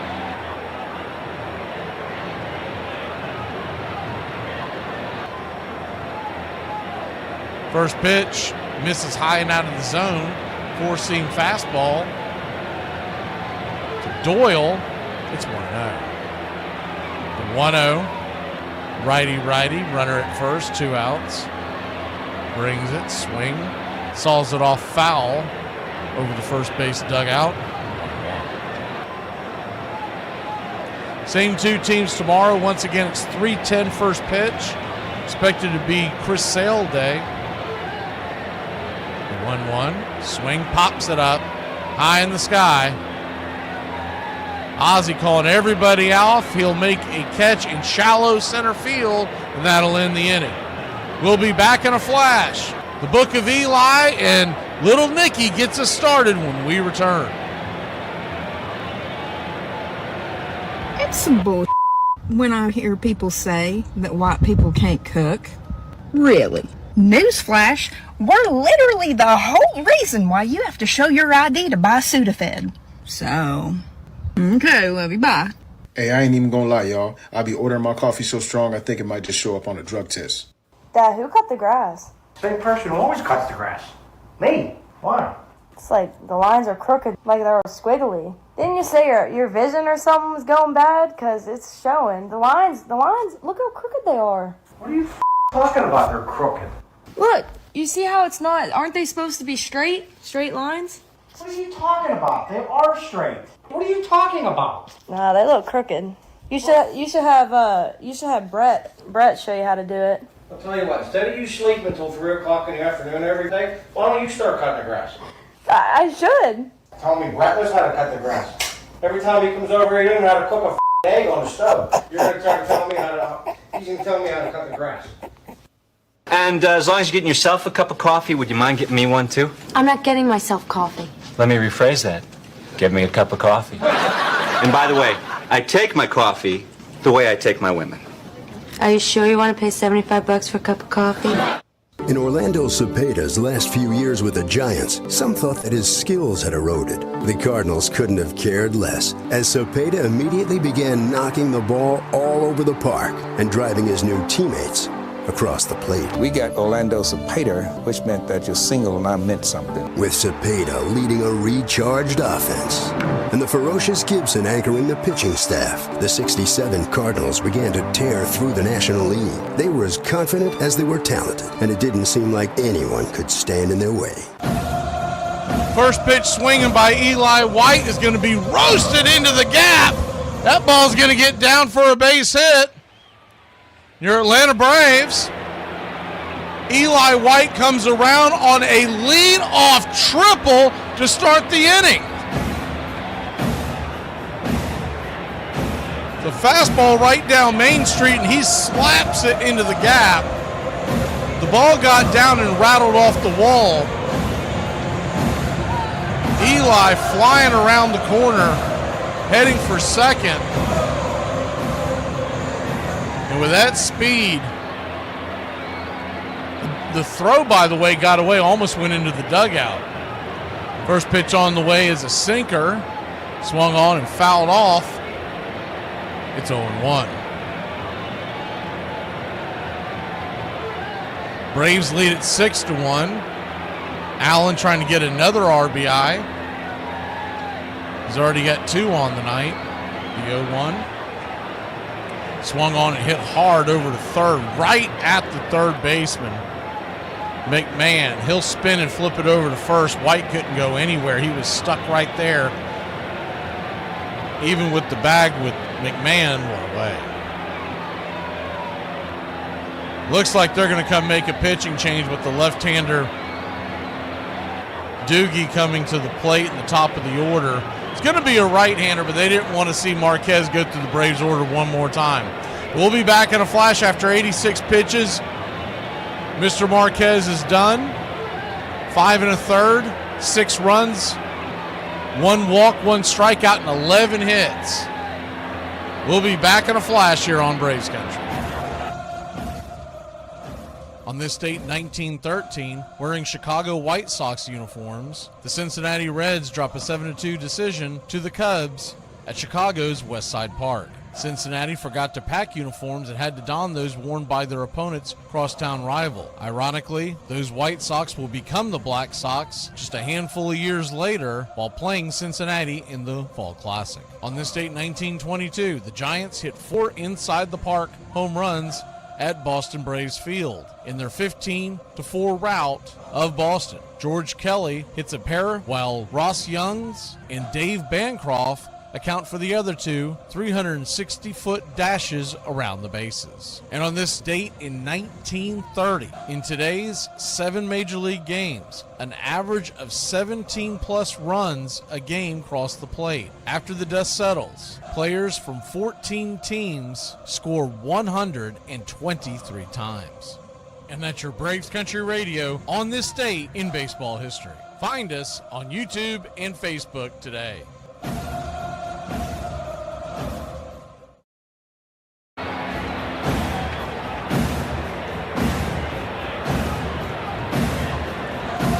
Welcome back.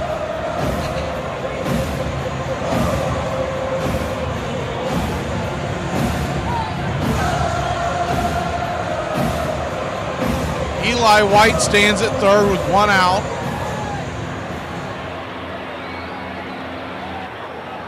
New pitcher coming in, Jimmy Herget. Right-hander, the high socks and stirrups. First pitch on the way, 93-mile-an-hour sinker inside. It's 1-0. Verdugo, who's 1 for 2 on the day.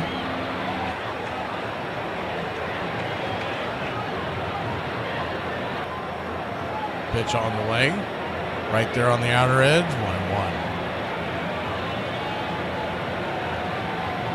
1-1. 1-1 count.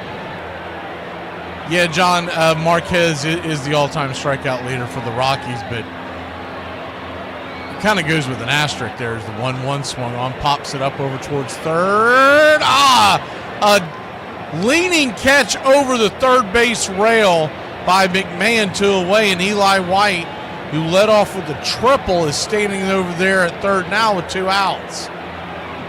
Man, oh man.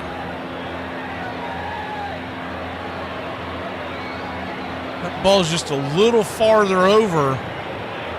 McMahon's not going to be able to get to it. The railing was in his way. Ryan Feltner, his pitcher last night, his first pitch on the way, is a slider to Austin Riley. It's 1-0. But these pitchers for the Rockies, they don't have very long careers in Colorado for obvious reasons. 1-0. Inside curveball.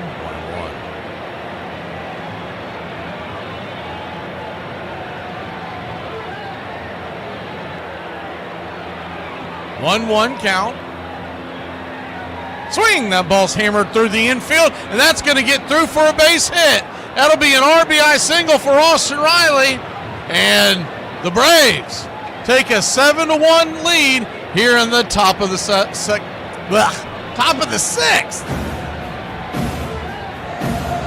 You're my boy, Blue! Blue, you're my boy! Hard hit ball, a worm burner right through the infield grass. Diving attempt by Trejo, just missed it. I don't think he's going to get Riley anyways. If he stops that ball, Riley runs pretty well. And by the time he would have came to his feet, he probably would have beat out the throw. Marcell Ozuna, the batter, first pitch on the way, swung on. Chops it foul, it's 0-1. Now we know that's not the case if you stop the ball and Ozuna's running, but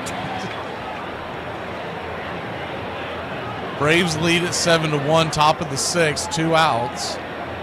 Ozuna, 302 on the year, 5 home runs, 12 RBI, 972 OPS. The 0-1 to the big zoo. Herget comes set, brings it. Swing! Fouls it back. Chops it in between home plate and the first base dugout. An 0-2 count.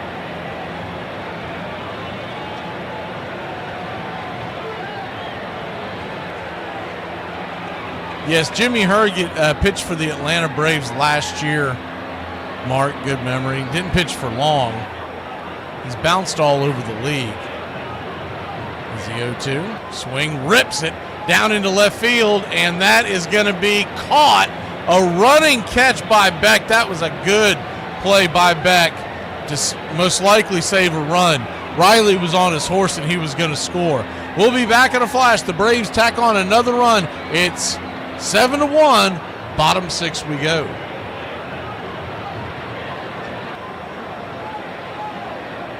Hey, I be wondering, like, why nobody eat banana Laffy Taffys, dog? They not bad. They really good, bro. Look at me questioning, like, how some of y'all eat banana pudding, but y'all not gonna eat a banana Laffy Taffy. Like, what's up with y'all, bro? I even know a dude that eat a banana, like, like a dude ain't even supposed to eat a banana, and he turned down a banana Laffy Taffy. Nah, I don't even like banana like that, bro. I can't tell, you just deep-throated one. You walk in the gas station, you know they like 35 cents for singles. These be the only ones left. Then the cashier will talk about, yeah, take them.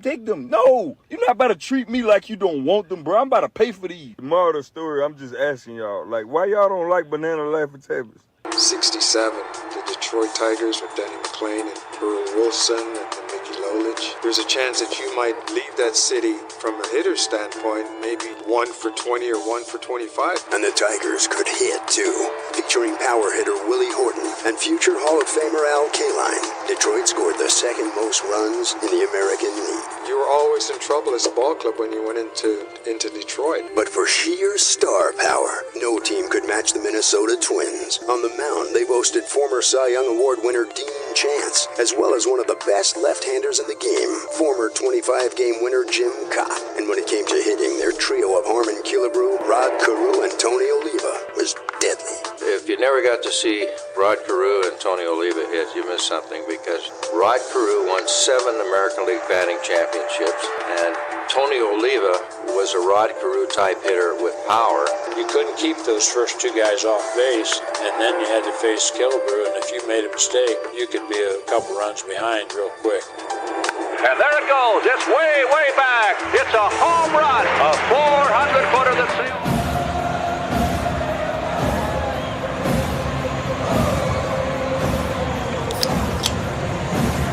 Welcome back. Bottom of the 6th we go. A.J. Smith-Shawver goes back to work. 57 pitches. 1-run ball. First pitch on the way. Swung on. Sliced into right field. That's down for a base hit. Leadoff single for the Rockies.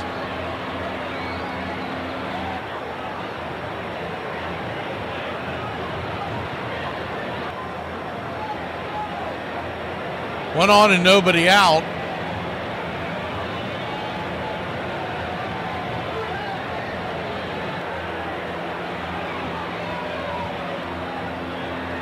That'll bring McMahon. First pitch to McMahon. That ball is off the shoulder of Shawver. He will throw it over to first. It's going to be 1-3 on the putout. Might have actually gotten his arm. That is hit him in a bad spot. He's looking at his right arm. It's his throwing arm. Of course it is. Why wouldn't it be? Hot shot right back at him. They're going to come out there and talk to him. Waiting to see the replay and see exactly where it hit him. A couple of bad angles are showing right now. The view from behind second base, you can't really see anything. And the view from behind home plate, here we go. Might have actually dodged a bullet literally, because he stuck his glove up and he might have gotten a piece of it, but it looks like the Shawver's coming out. So if he's coming out, they'll give the reliever plenty of time. Man, let's hope that's not. No, it hit his elbow. It hit his elbow.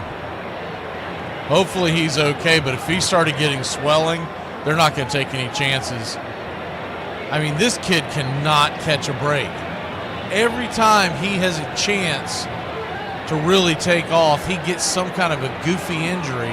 They're going to take him underneath to look at him. We'll be back in a flash here on Braves Country.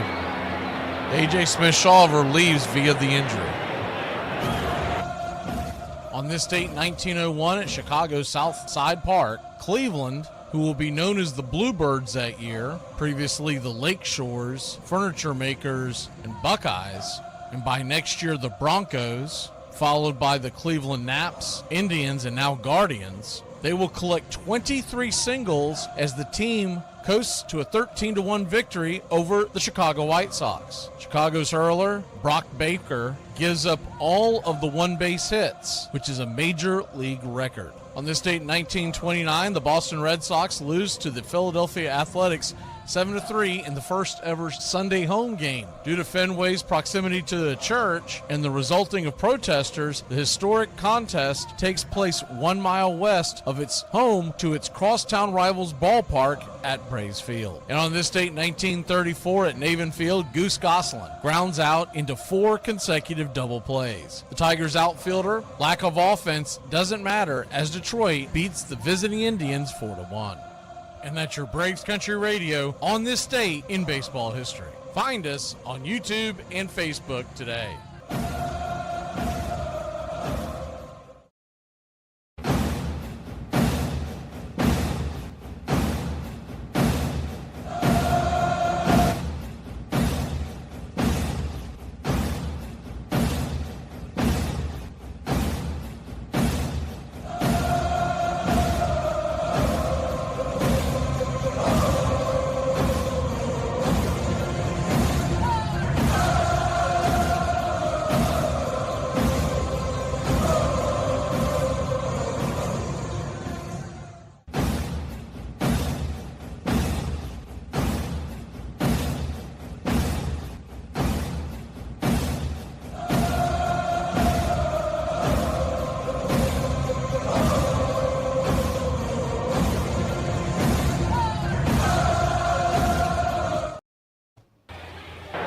Welcome back. It'll be Enyel De Los Santos.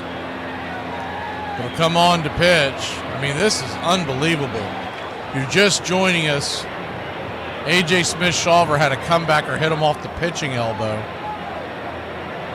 Tried to stick his glove up, but after I got about a third or fourth look at it, it looked like he hit it flush right on the pitching elbow. He came out immediately. He didn't appear to be in pain, but it could be more precautionary, more than anything else.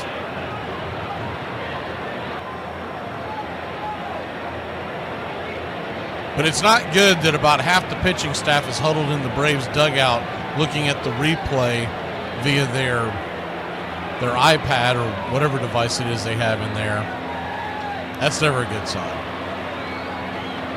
He's going down into the tunnel, and they're going to take a look at him. We probably won't get a real answer today. We might get it by tomorrow, but probably not. First pitch on the way. The swing and a miss. Goodman, the cleanup hitter, it's 0-1. A.J. Smith-Shawver was cruising. Really good effort on his part. As the 0-1. Slider down and away 1. He's responsible for the man on base. 1-1 count. Swing, that ball's lifted into right field. That's going to get down for a base hit. And it is a 1-out single. And they'll go station to station. They did not send the runner from second to home. They kept him there at third. Trailing by 6. Not wanting to get thrown out. He was actually starting to tag up, so that's got a lot to do with it. That was just bad base running by Beck. Realistically, no harm, no foul. You're trailing by 6. You don't want to get doubled up. A.J. Smith-Shawver, 5 1/3 inning, 4 hits allowed. 1 run, but he, once again, the guy at third is his. 1 walk and 5 strikeouts. And he left with it was around 60 pitches where he was at. First pitch on the way to Toglia is down below the knees. Slider misses. It's 1-0. So now what do you do if he ends up having to miss? Because I don't think Strider's coming back. 1-0. Misses. 2-0. Strider would be eligible to come off the IL technically as the 2-0. Swing and a miss. Change up over the top. 2-1. He would technically be eligible to come off this weekend, but it hasn't sounded like he's going to be back by then. They could just be keeping it under wraps. You never know. The 2-1 pitch, swing, fouls it away. 2-2.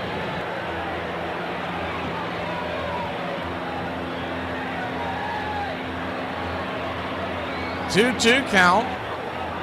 Runners on the corners. 1 out. De Los Santos brings it. Swing. Dribbles it over to second. Ozzy's got it. It's going to be a 6-4 putout. They tried to turn the double play, but way too long of a developing play for Ozzy and Nick to be able to turn that. So they get the lead runner. The runner does score. The Braves lead at 7-2, but there are 2 outs, and the runner at first is safe. That run will go to Shawver, so his book is now closed. He was 59 pitches he was at, by the way. First pitch on the way, swung on and dribbled down the third base line. That was a drag bunt. Moniak trying to get on with the hit. He's the one that hit the home run. It's 0-1. A.J. Smith-Shawver threw 59 pitches tonight, 46 for strikes. It is just going to be unbelievable bad luck if he ends up on the IL again. They're just joining us. Comebacker came off his elbow, and that's why he's out of the game. The 0-1, fastball, chops it down the first base line. 7-2. But the good news is the Atlanta Braves lead at 7-2.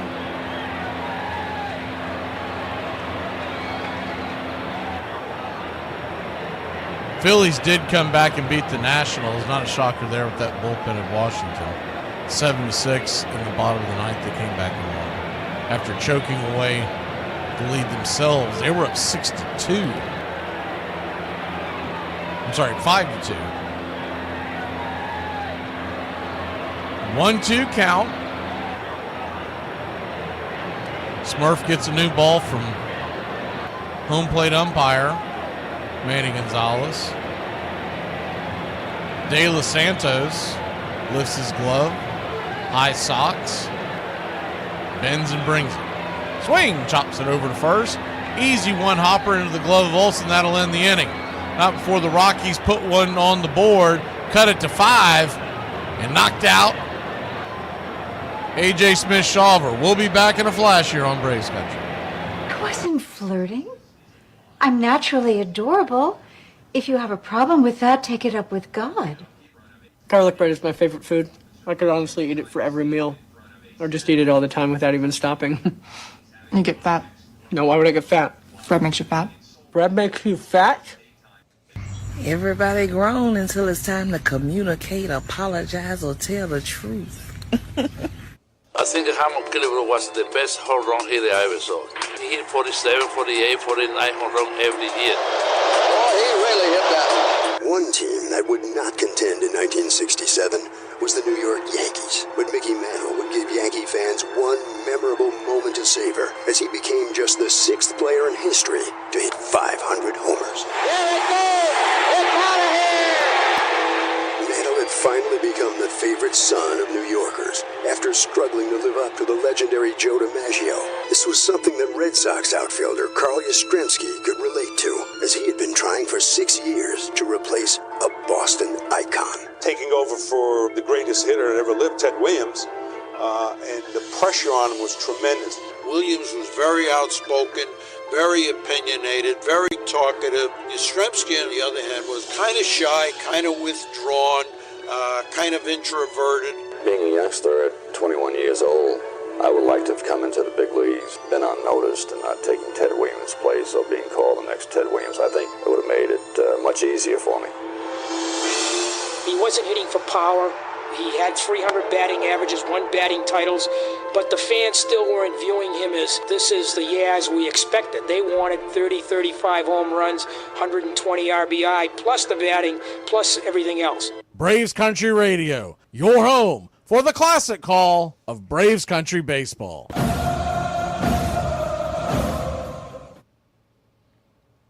Welcome back. First pitch to Olsen was there for a strike. It's 0-1. Matt Olsen 3 for 3 on the night, the 0-1. Check swing down the left field line. High, deep, but not deep enough. It'll be a soft fly ball out. F7 in your scorecard. Away. Braves 7, Rockies 2. The out-of-town scoreboard looks like this one more time. Phillies took out the Nationals 7-6. Mets beat the Diamondbacks 8-3. Cardinals and Reds were rained out. They're going to play a doubleheader tomorrow. Slider down and in at the shoes. To Ozzie Albies. If you want to know. Ozzie 2 for 3 on the day. Red Sox 10-2 winners over Toronto. Royals beat the Rays 3-1. 1-0 to Ozzie. Sinker misses outside. 2-0. Cubs blank the Pirates 9-0. Yankees 15-3 over the Orioles. Kyle Gibson back into the fold in the Orioles rotation. Must not have went too well. The 2-0 misses outside wide. 3-0. Marlins lead the Dodgers 1-0. They just started getting going in the first inning out west. 3-0 to Ozzie. Misses outside wide ball 4. He'll head on down first. 1 on, 1 out. Padres 3-0 over the Giants. They're in San Diego in the 3rd inning. Angels and Mariners in Seattle. Seattle 3-0 heading to the 3rd. First pitch on the way to Sean Murphy is inside for a strike. It's 0-1. Smurf is 2 for 3 on the day. Tigers 4-2 over the Astros. Astros 4-2 over the Tigers as the 0-1 pitch is swung on. Chopped down the third base line. Just foul. They're going to flip through for a 5-4-3 double play. Just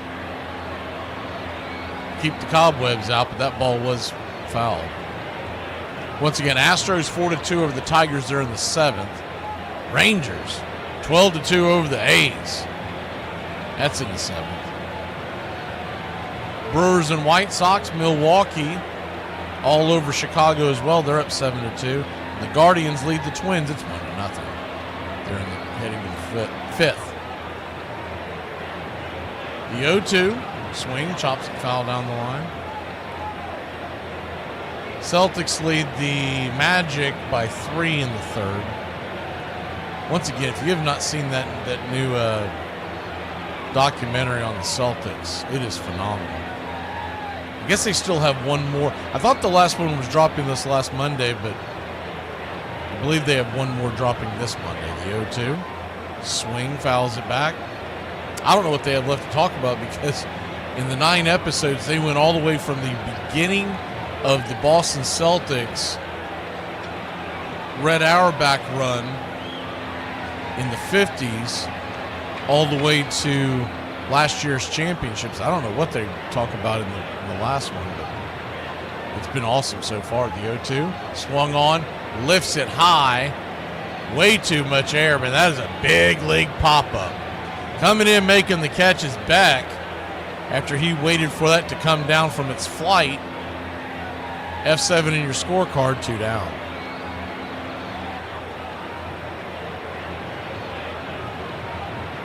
Two down. Top of the 7th. If you're just joining us, A.J. Smith-Shawver looked phenomenal tonight, and then a comebacker off his elbow knocked him out of the game in the 6th. They're going to flip it over to first to keep Ozzie close by the bag.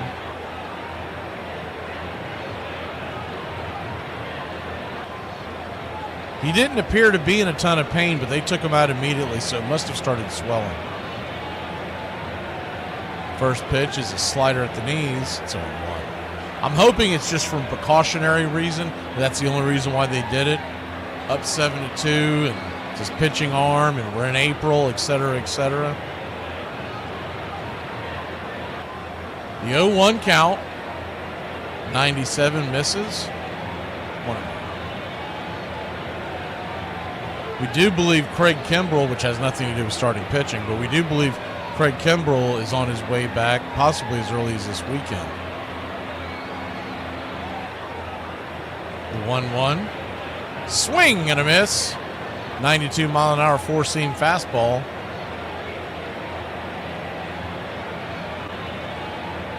So a 1-2 count.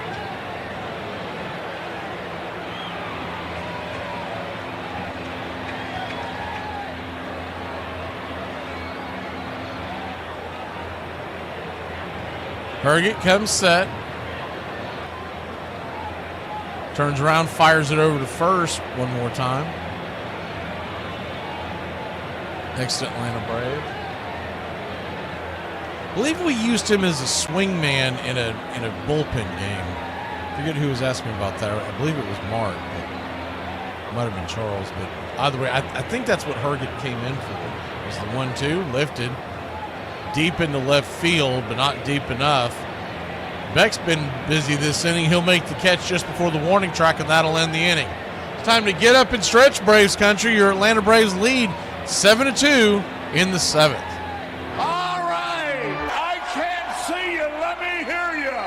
All one, a two, a three. Me out to the ball game. Hey, me out to the find me something up crack her jack. I don't care if I have to get back on the street. Root for the home team. If they don't win, it's a shame. For it's 1, 2, 3, stretch around and be home all game. Take me out to the ball game. Take me out with the crowd. Buying some peanuts and cracker jacks. I don't care if I ever get back. Let me root.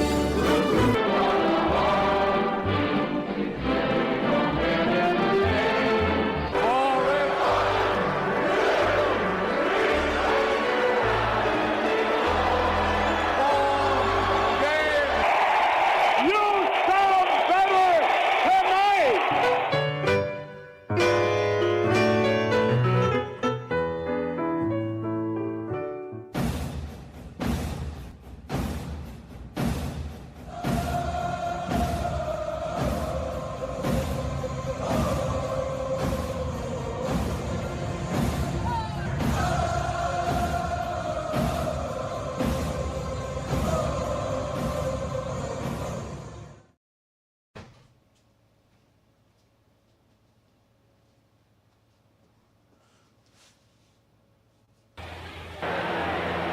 Welcome back.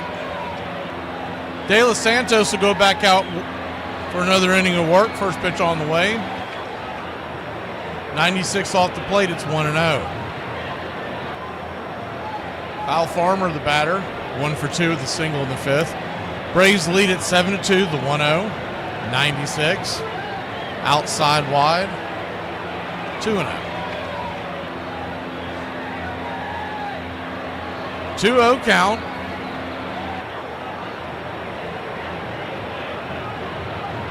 De Los Santos high and inside, 96. 3-0. So he's having a hard time hitting the spot here coming out of this for his second inning of work.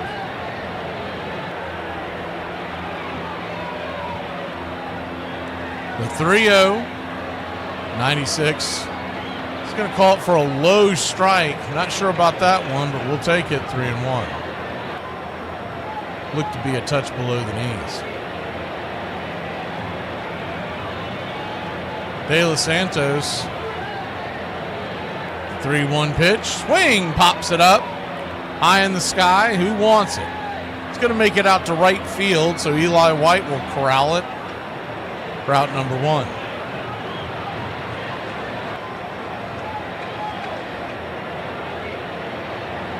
One down.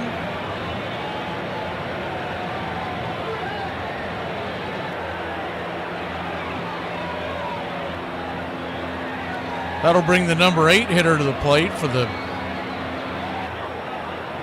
Rockies. Nick Martini takes the first pitch right there at the knees. Slider for a strike. It's 0-1. He's 1 for 2. Martini is. Singled to right in the third inning. Flew out to left in the fifth. The 0-1. Whoa, inside. We go around. Guess not. 1-1.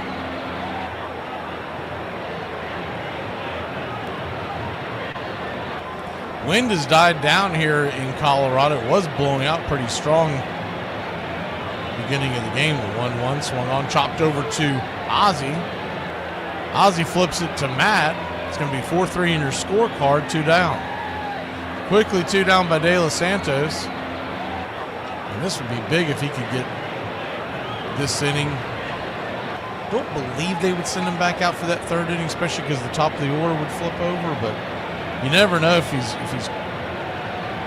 at the 20 pitch mark right now. They may do that, or at least see how long he can go. First pitch on the way to the number 9 hitter. Trejo is a 4-seam fastball, 97. He's bringing it. It's 0-1.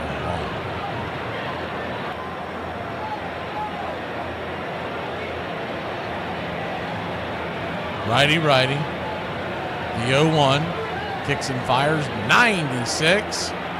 About letter high. Swing and a miss. It's 0-2. Same 2 teams tomorrow. 3:10 first pitch. Chris Sale on the mound, the 0-2. Swing and a miss. Strike 3. De Los Santos may go back out there for another, but if that's it, what an outing. 1 2/3, and he pitched shutdown baseball. We'll be back in a flash. Your biggest red flag? I don't know. I drink too much and I black out. You black out? I black out. When's the last time you blacked out? Like last week. No, I'm sober right now. You're not sober right yes, now. I am. I'm looking at you. All my life, I'm sober. Okay, ask me a question then. Okay, what's your deepest insecurity? That I have a bad personality. You have a great personality. You don't know me. I love your personality. Thank you so much. I don't even know who you are. I just tell you have a great personality. I'm a little drunk. Can I ask you a way worse question? Of course. Would you do? Nah. Why? It's too small.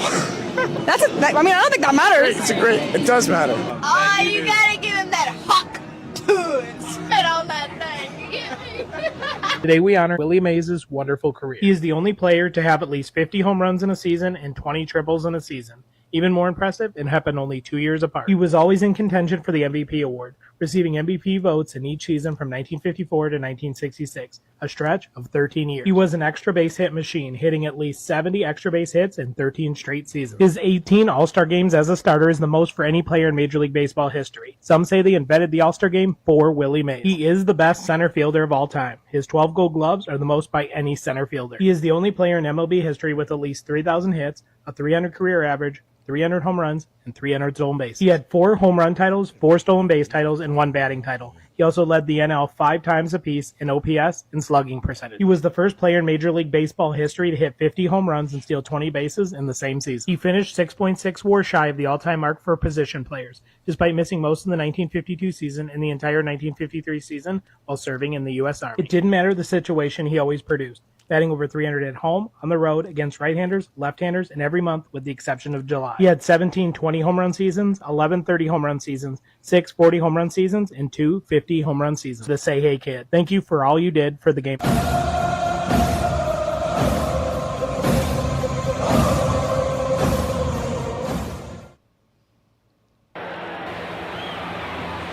Welcome back.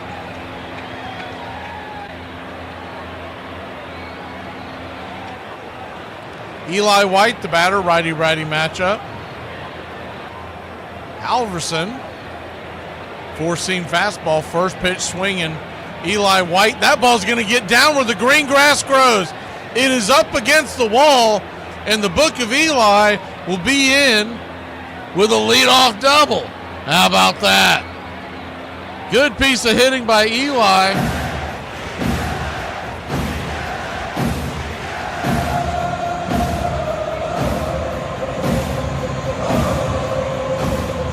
They were playing him away, and a fastball in the inner track got pulled high into center field. Doyle was playing so far over, he had no chance to get to it, and the left fielder Beck was basically guarding the line, so a huge hole over there. First pitch on the way to Nick Allen is in the dirt. It's 1-0. Allen 1 for 3. 2 RBIs on the night.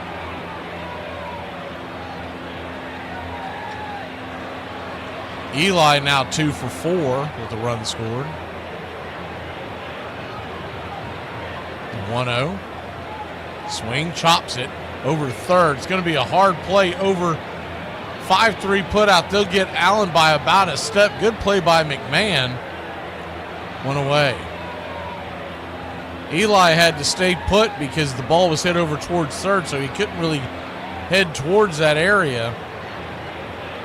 McMahon over there in Brooks Robinson territory, heading towards the third base dugout.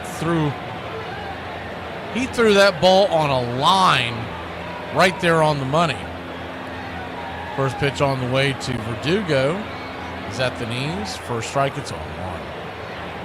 Alex Verdugo's 1 for 3. He's batting .349 on the year now. Singled to left in the first.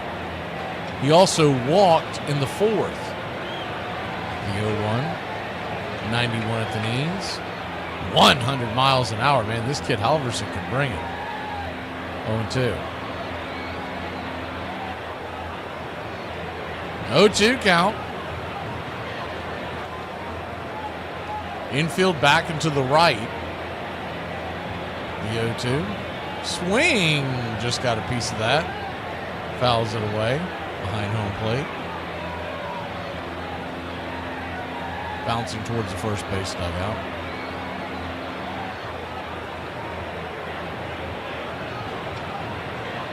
Oh-2 count. Righty lefty. Standing on deck is Riley. In the hole, Ozuna.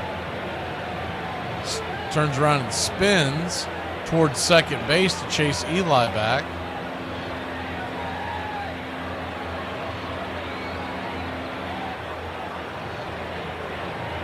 Braves 7, Rockies 2, but you'd always like to have extra runs here in Colorado. The 0-2. Swing. Chops it over to first. Should be an easy play. 3-1 on the putout. It is. 2 down. Now Eli White will need a base hit or some kind of an error to bring him home.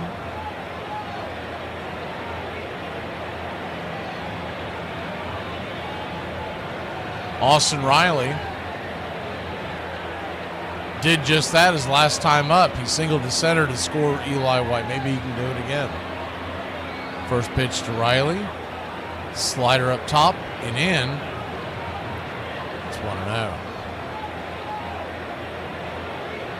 The runner at third and 2 outs will put it back behind the home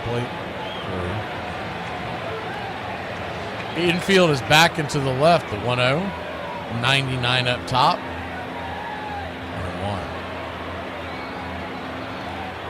1-1. 1-1 count.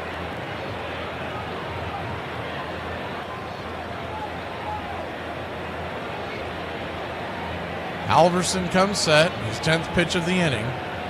Swing. Fouls it away. 100 miles an hour on the edge. Braves 7, Rockies 2, top of the 8th. If this lead will hold, the Braves will win their second consecutive road series and their second road series of the year. The 1-2. Swing! That ball's lifted into right center field. That's going to get down for a base hit. Almost splitting into the gap, but it'll be cut off by the center fielder Doyle. And Austin Riley comes in. Another RBI single. You're my boy, Blue! Blue, you're my boy!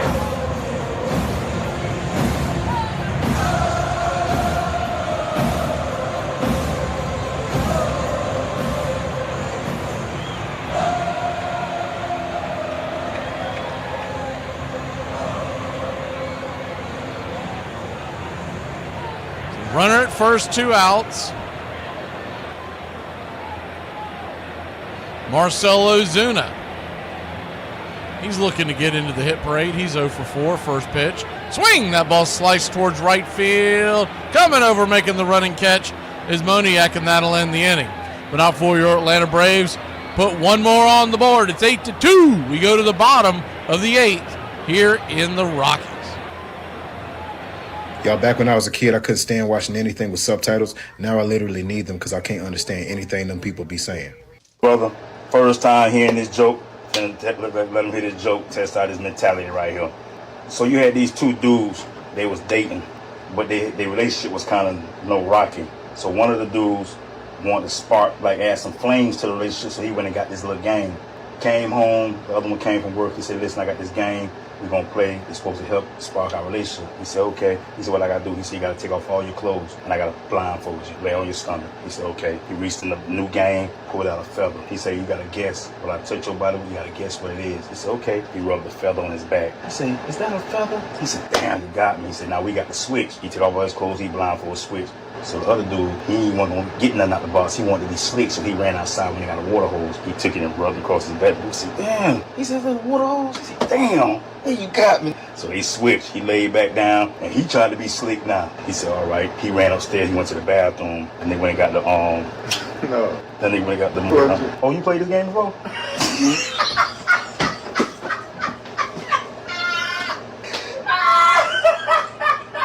This is 6. Thing you didn't know about Daryl Eugene Strawberry. Number 1. Strawberry and Howard Johnson are one of only 2 teammates to have ever gone 30 home runs, 30 stolen bases in the same season. Number 2. In 1988, he hit a 525-foot home run that struck the roof of Olympic Stadium in Montreal. Number 3. He had 2 3-home run games in his career. Both came against Chicago teams, and there were almost 11 years to the day between each of them. Number 4. He was the starting right fielder in 5 straight All-Star games, and he appeared in a total of 9 All-Star games, including 8 in a row. Number 5. His 252 home runs with the Mets is a record that still stands. Number 6. And let's not forget he was part of the 1992 Springfield Nuclear Power Plant softball team that went on to become the 1992 city champ.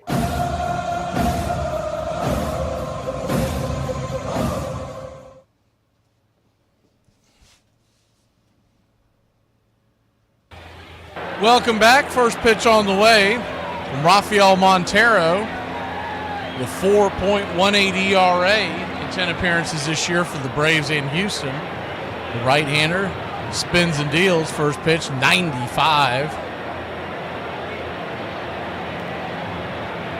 Called for a strike on the outer edge. It's 0-1. Righty-righty matchup. The 0-1. 95. Off the plate. Misses to Doyle. 1-1. 1-1 count.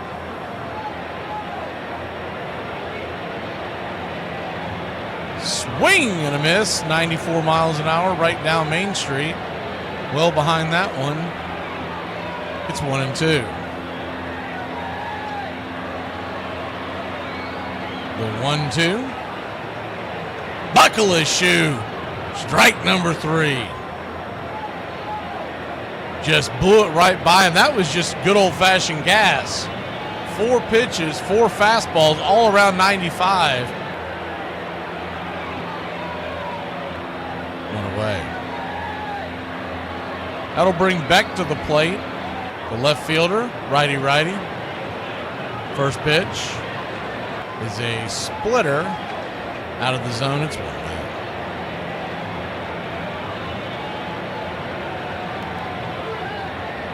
1-0. Kicks and fires. 95. P at the knees. Outer edge. 1-1 count.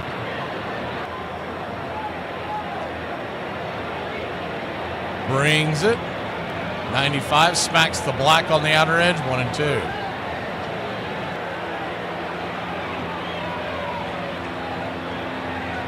Braves 8, Rockies 2, bottom 8.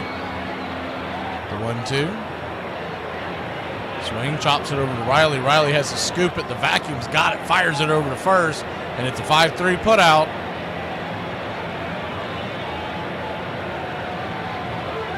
Two down. Haven't seen any updates yet. By the way, there is no update on Ronald Acuna Jr. either.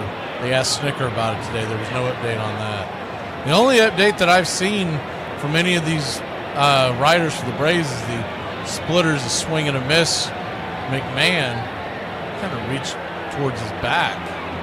He might have pulled something there. It's 0-1. He's back in, so I guess he's all right, the 0-1. Swung on, pops it up. High in the sky. Who wants it? Doogie's got it. F7 in your scorecard, and that'll end the inning. We got an update on a former Brave that y'all might want to be interested in. We'll be back in a flash when we return. Something that's not a call, but seems like a call. People that eat sushi. All the ways you could cook fish. You chose none of them. Nope, you eat it raw and wrapped in its own habitat. Then you dip it in something looks like green Play-Doh. Tastes like the center of the sun. Who hurt you?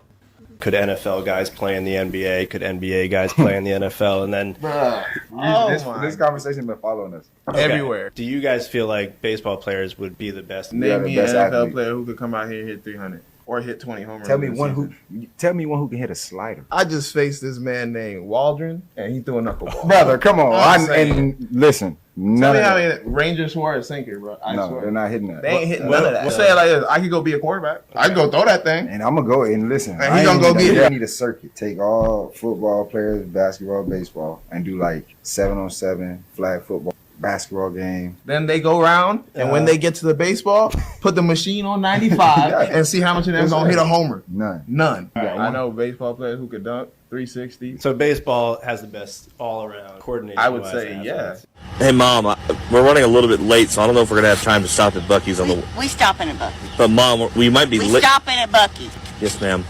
This is the history of the bullpen cart. The first bullpen cart was a little red auto used by the Cleveland Indians in 1950. The White Sox would take it one step further the next year and become the first team to transport the pitcher from the bullpen all the way to the pitcher's mound. In 1959, the Milwaukee Braves used a locally produced Harley-Davidson topper with a sidecar as their bullpen cart. The Mets would follow suit in 1967, but add an oversized team hat to the top of it. In the early 1970s, the Yankees used a Datsun 1200 painted with pinstripes. The Mariners began using one in 1982 that looked like a tugboat and was called the MS Relief. The last Major League Baseball team to use a bullpen cart prior to its reintroduction in 2018 was the Milwaukee Brewers when they phased out their motorcycle in 1995. In the last 7 years, the Diamondbacks, the Tigers, and the Nationals have reintroduced bullpen carts.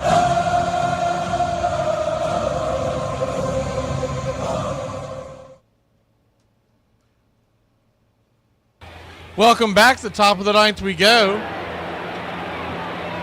Scott Alexander will be the pitcher. The left-hander with the 6.23 ERA. He'll face Olsen to lead us off. The first pitch on the way, swing and a miss slider off the plate. It's all wrong. Olsen, Ozzie, and Smurf. Number one, I got two things to let y'all know about. A, Jesse Chavez was cleared waivers and was sent to AAA, and he denied it in elected free agency, so he won't be coming back unless he has a change of heart later down the road. I think he wants somewhere where he doesn't get bounced back and forth. The other thing is the 0-2 to Olsen. Outside wide 1-2. A.J. Minter looks like he's done for the year. He's got something wrong with his lat. It looks like that he may have surgery.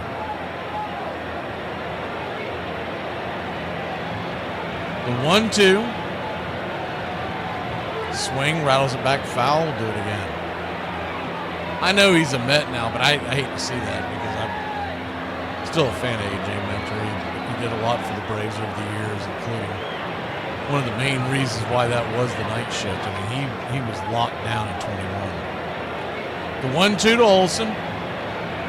Outside wide, 2-2.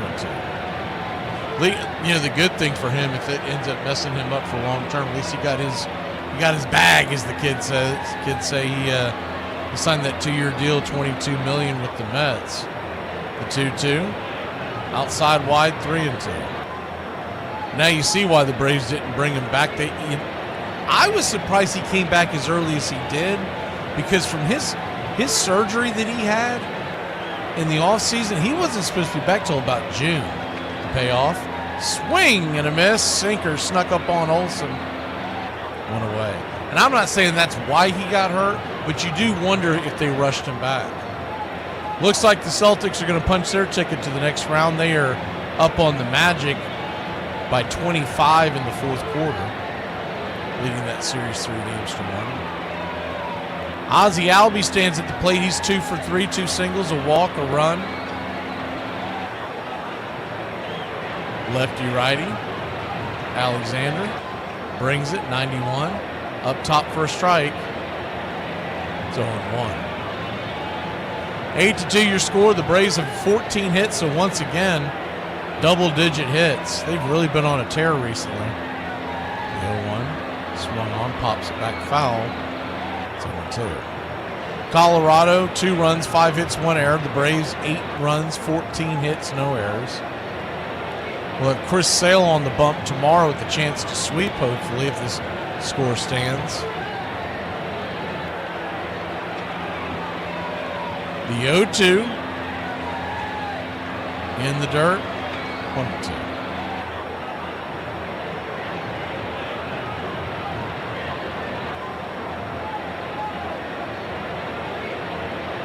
Standing on deck is Smurf. If they keep the line moving, Michael Harris is in the hole. The only guy is the 1-2 pitch swung on, hit up the middle. It's going to be scooped up by the second baseman, Farmer. He'll flip it to first, 4-3 on the putout, 2 away. The only person who's not gotten a hit tonight is Marcell Ozuna. He is 0 for 5. Everybody else in the lineup has gotten a hit. Harris is 1 for 4. Allen is 1 for 4. And Verdugo is 1 for 4. Everybody else has 2 hits or more. First pitch on the way to Smurf is inside. Up top, change up under the hands. It's 0-1.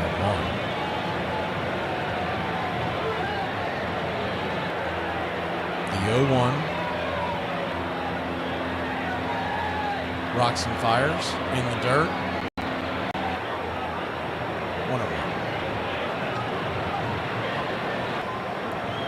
1-1 count.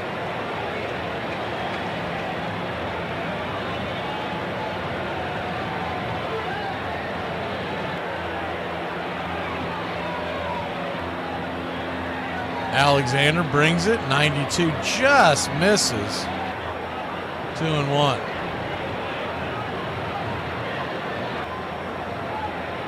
The 2-1 to Sean Murphy. He's raised his average to 254 tonight, the 2-1 pitch. Inside, 2-2. Eli White now batting .317. Ozuna's batting average has fallen behind under 300 for the first time in a couple of weeks. He's at 295 now. The 2-2 in the dirt, 3-2. Verdugo batting .341. Eli batting .317. Ozuna just below the 300 mark at 295. Braves offense starting to pick up, and Riley is back up to 287 after going for 2 for 5 tonight. The 3-2 swing, chops it over to short. Should be an easy 6-3 put out. And no, the ball's going to get away. It bounces away. It's a bad throw by the shortstop, Trejo, and your Atlanta Braves. Let's do this. They may not be done yet. Looks like Scott Blewett is warming up in the bullpen for the Braves. So expect the tall right-hander to come in and spell the 9th inning.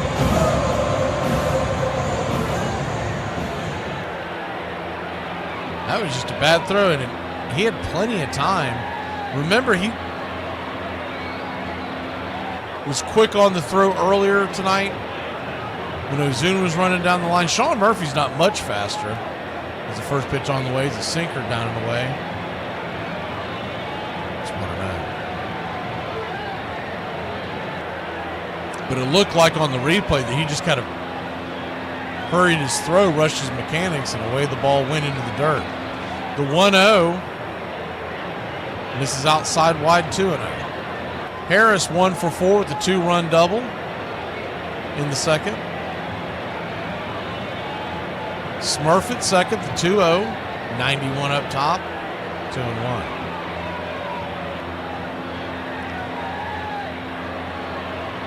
I know me mentioning this now will have no bearing on the on everyone's memory of Morrow, but expect Drake Baldwin to get the start because it's a day game. The 2-1, swung on, lifted, down the left field line, fighting the wind, making the catch, is Beck, and that'll end the inning. Braves head to the bottom of the ninth, leading by 6. Let's punch the ticket here, Braves country.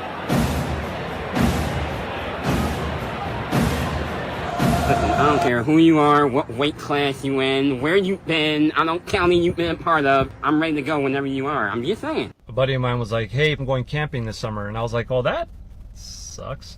I'm not a camping guy, okay? I prefer to not camp and shower. But I get the appeal. You get to bathe in a lake and poop in the woods like it's the 1700s. And you get to put food in a container so that a bear doesn't eat it or you. And you get to start a lot of sentences with, oh crap, I forgot the, and you get to disconnect from your phone and basic hygiene, and you get to wake up and go, did anybody hear that? And you get to stare out onto a beautiful lake and think to yourself, ah, this is what it's all about, right before a horsefly bites you in the face. And you get an overall sense of pride and poison ivy. So I don't mind camping, but I'll stay in a hotel nearby and I'll meet you up for some marshmallows. So in 1860, someone came up with an idea. Why wait until it got warm to play baseball? We can just play baseball in the winter. And that's how Baseball on Ice was born. So how exactly does it work? It was still baseball, other than the fact that it was the mid-1800s, so pitchers were throwing underhand and gloves were nowhere to be found. One of the earliest documented instances occurred in January of 1860. Not only was there an increase at the gates, there was also an increase in collisions and falls. A year later, the Brooklyn Atlantics, one of the best teams in the National Association, beat the Charter Oaks 36-27 in the first game of ice baseball played in New York. Winds and terrible weather made things way more difficult for players who were already struggling at skating, and not long after, Baseball on Ice had reached its end. It did make a comeback for 2 games in 1884, but in those games, there was 27 errors. Can't say let's bring it back. Skeens on the mound with his 100-plus fastball, Ohtani at bat trying to take it 400 feet, players from both teams making diving plays and skates. I'd watch it. Would you?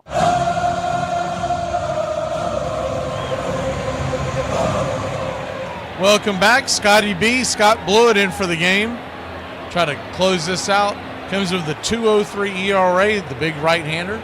Fires a 4-seam fastball right down the pipe for a strike. It's 0-1.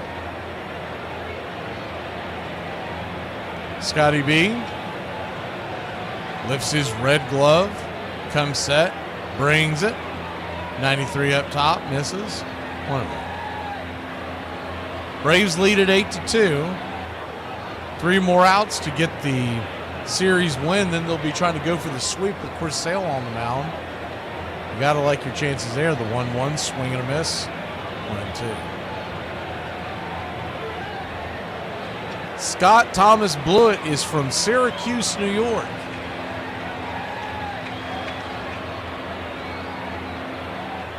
The 1-2. Played his high school ball in Baldwinsville, New York. 1-2, swung on. Chopped through the infield. Diving attempt by Riley, but just underneath his glove. And it's a leadoff single for Goodman and the Rockies.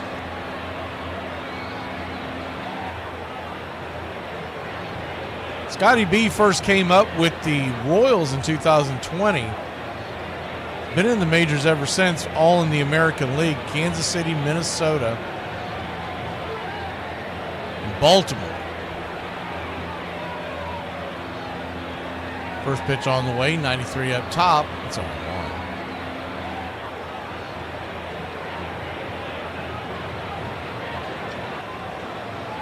What is shocking about Scotty B is the 0-1. Slider in the dirt, 1-1. He has thrown 41 innings total in his career.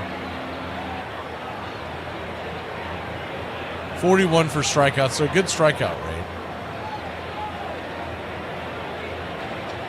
The 1-1, outside wide, 2-1. He's a lifetime ERA of 2.16. And we got him for peanuts.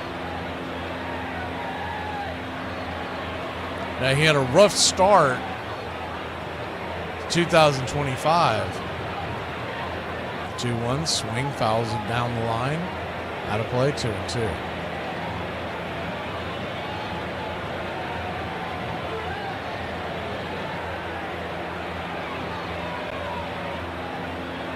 But he had thrown the 2-2, swung on, chopped over towards first. Olsen has it, makes an unbelievable throw over to Nick Allen to get the force at second base. The batter will be safe at first, so we get the lead runner one away. A little surprised he went for it with the big lead. Surprised that he didn't just take the easy play at first. Scotty B was covering the bag, but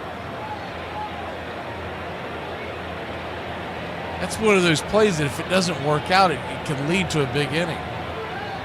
1 on, 1 out. Moniak, the batter, first pitch, slider down and in. It's 1-0. Back to Scotty B. It's a little dumbfounding that he was just kicked to the curb by Baltimore of all teams, because their pitching staff is horrendous. 1-0, this is high, 2-0. I think it's people that fall in love with the analytics that are just looking at the fact that he tops out in the very low 90s, but he's been solid for us, especially for a guy. Is the 2-0 pitch right there, 93, outer edge, 2-1. A guy who's just there to, he's not a high leverage guy that we're ever going to bring in, but a guy that can come in and do a mop-up role or maybe keep you in the game in the swing role. Is the 2-1. Swing, fouls it down the line, out of play, 2-2. But I was looking to see if there was some big spike that led to him getting kicked to the curb, but Minnesota this year, 4 2/3, a 1.93 ERA. Baltimore, 4 1/3, didn't give up a run. As the 2-2 misses outside, 3-2. Then he came to Atlanta, and that's the most runs he's put up is the 2. Last year, 20 innings, 12 appearances with a 1.77 ERA. The 3-2 is high and out of the zone, ball 4. He'll head down to first. Braves lead at 8-2.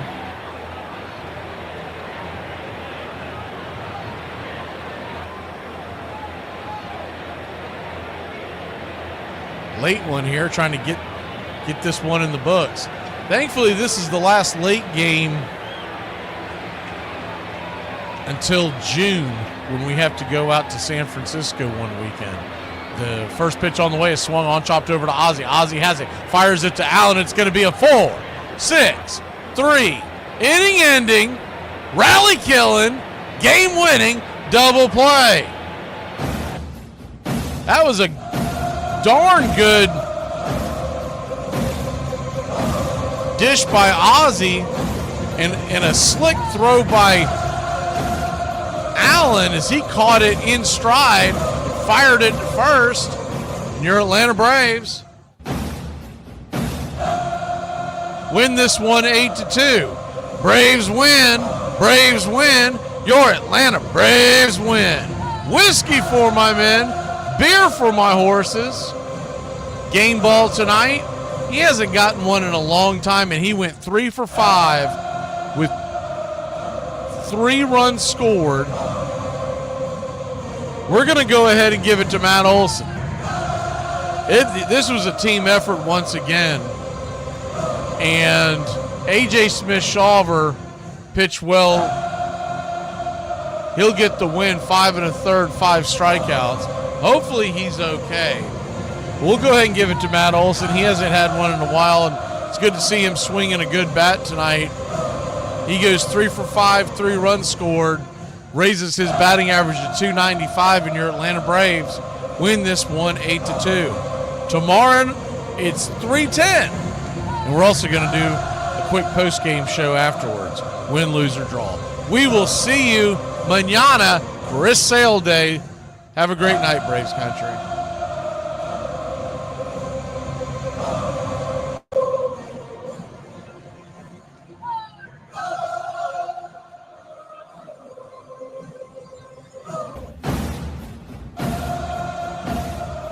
There's something kind of about a kid that's never played baseball. It is the American game.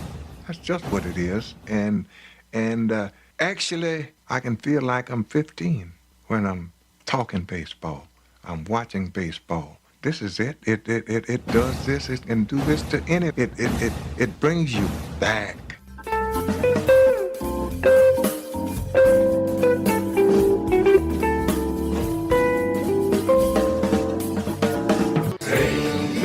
To the ball game, take me out with the crowd. Buy me some peanuts and cracker jacks. I don't care.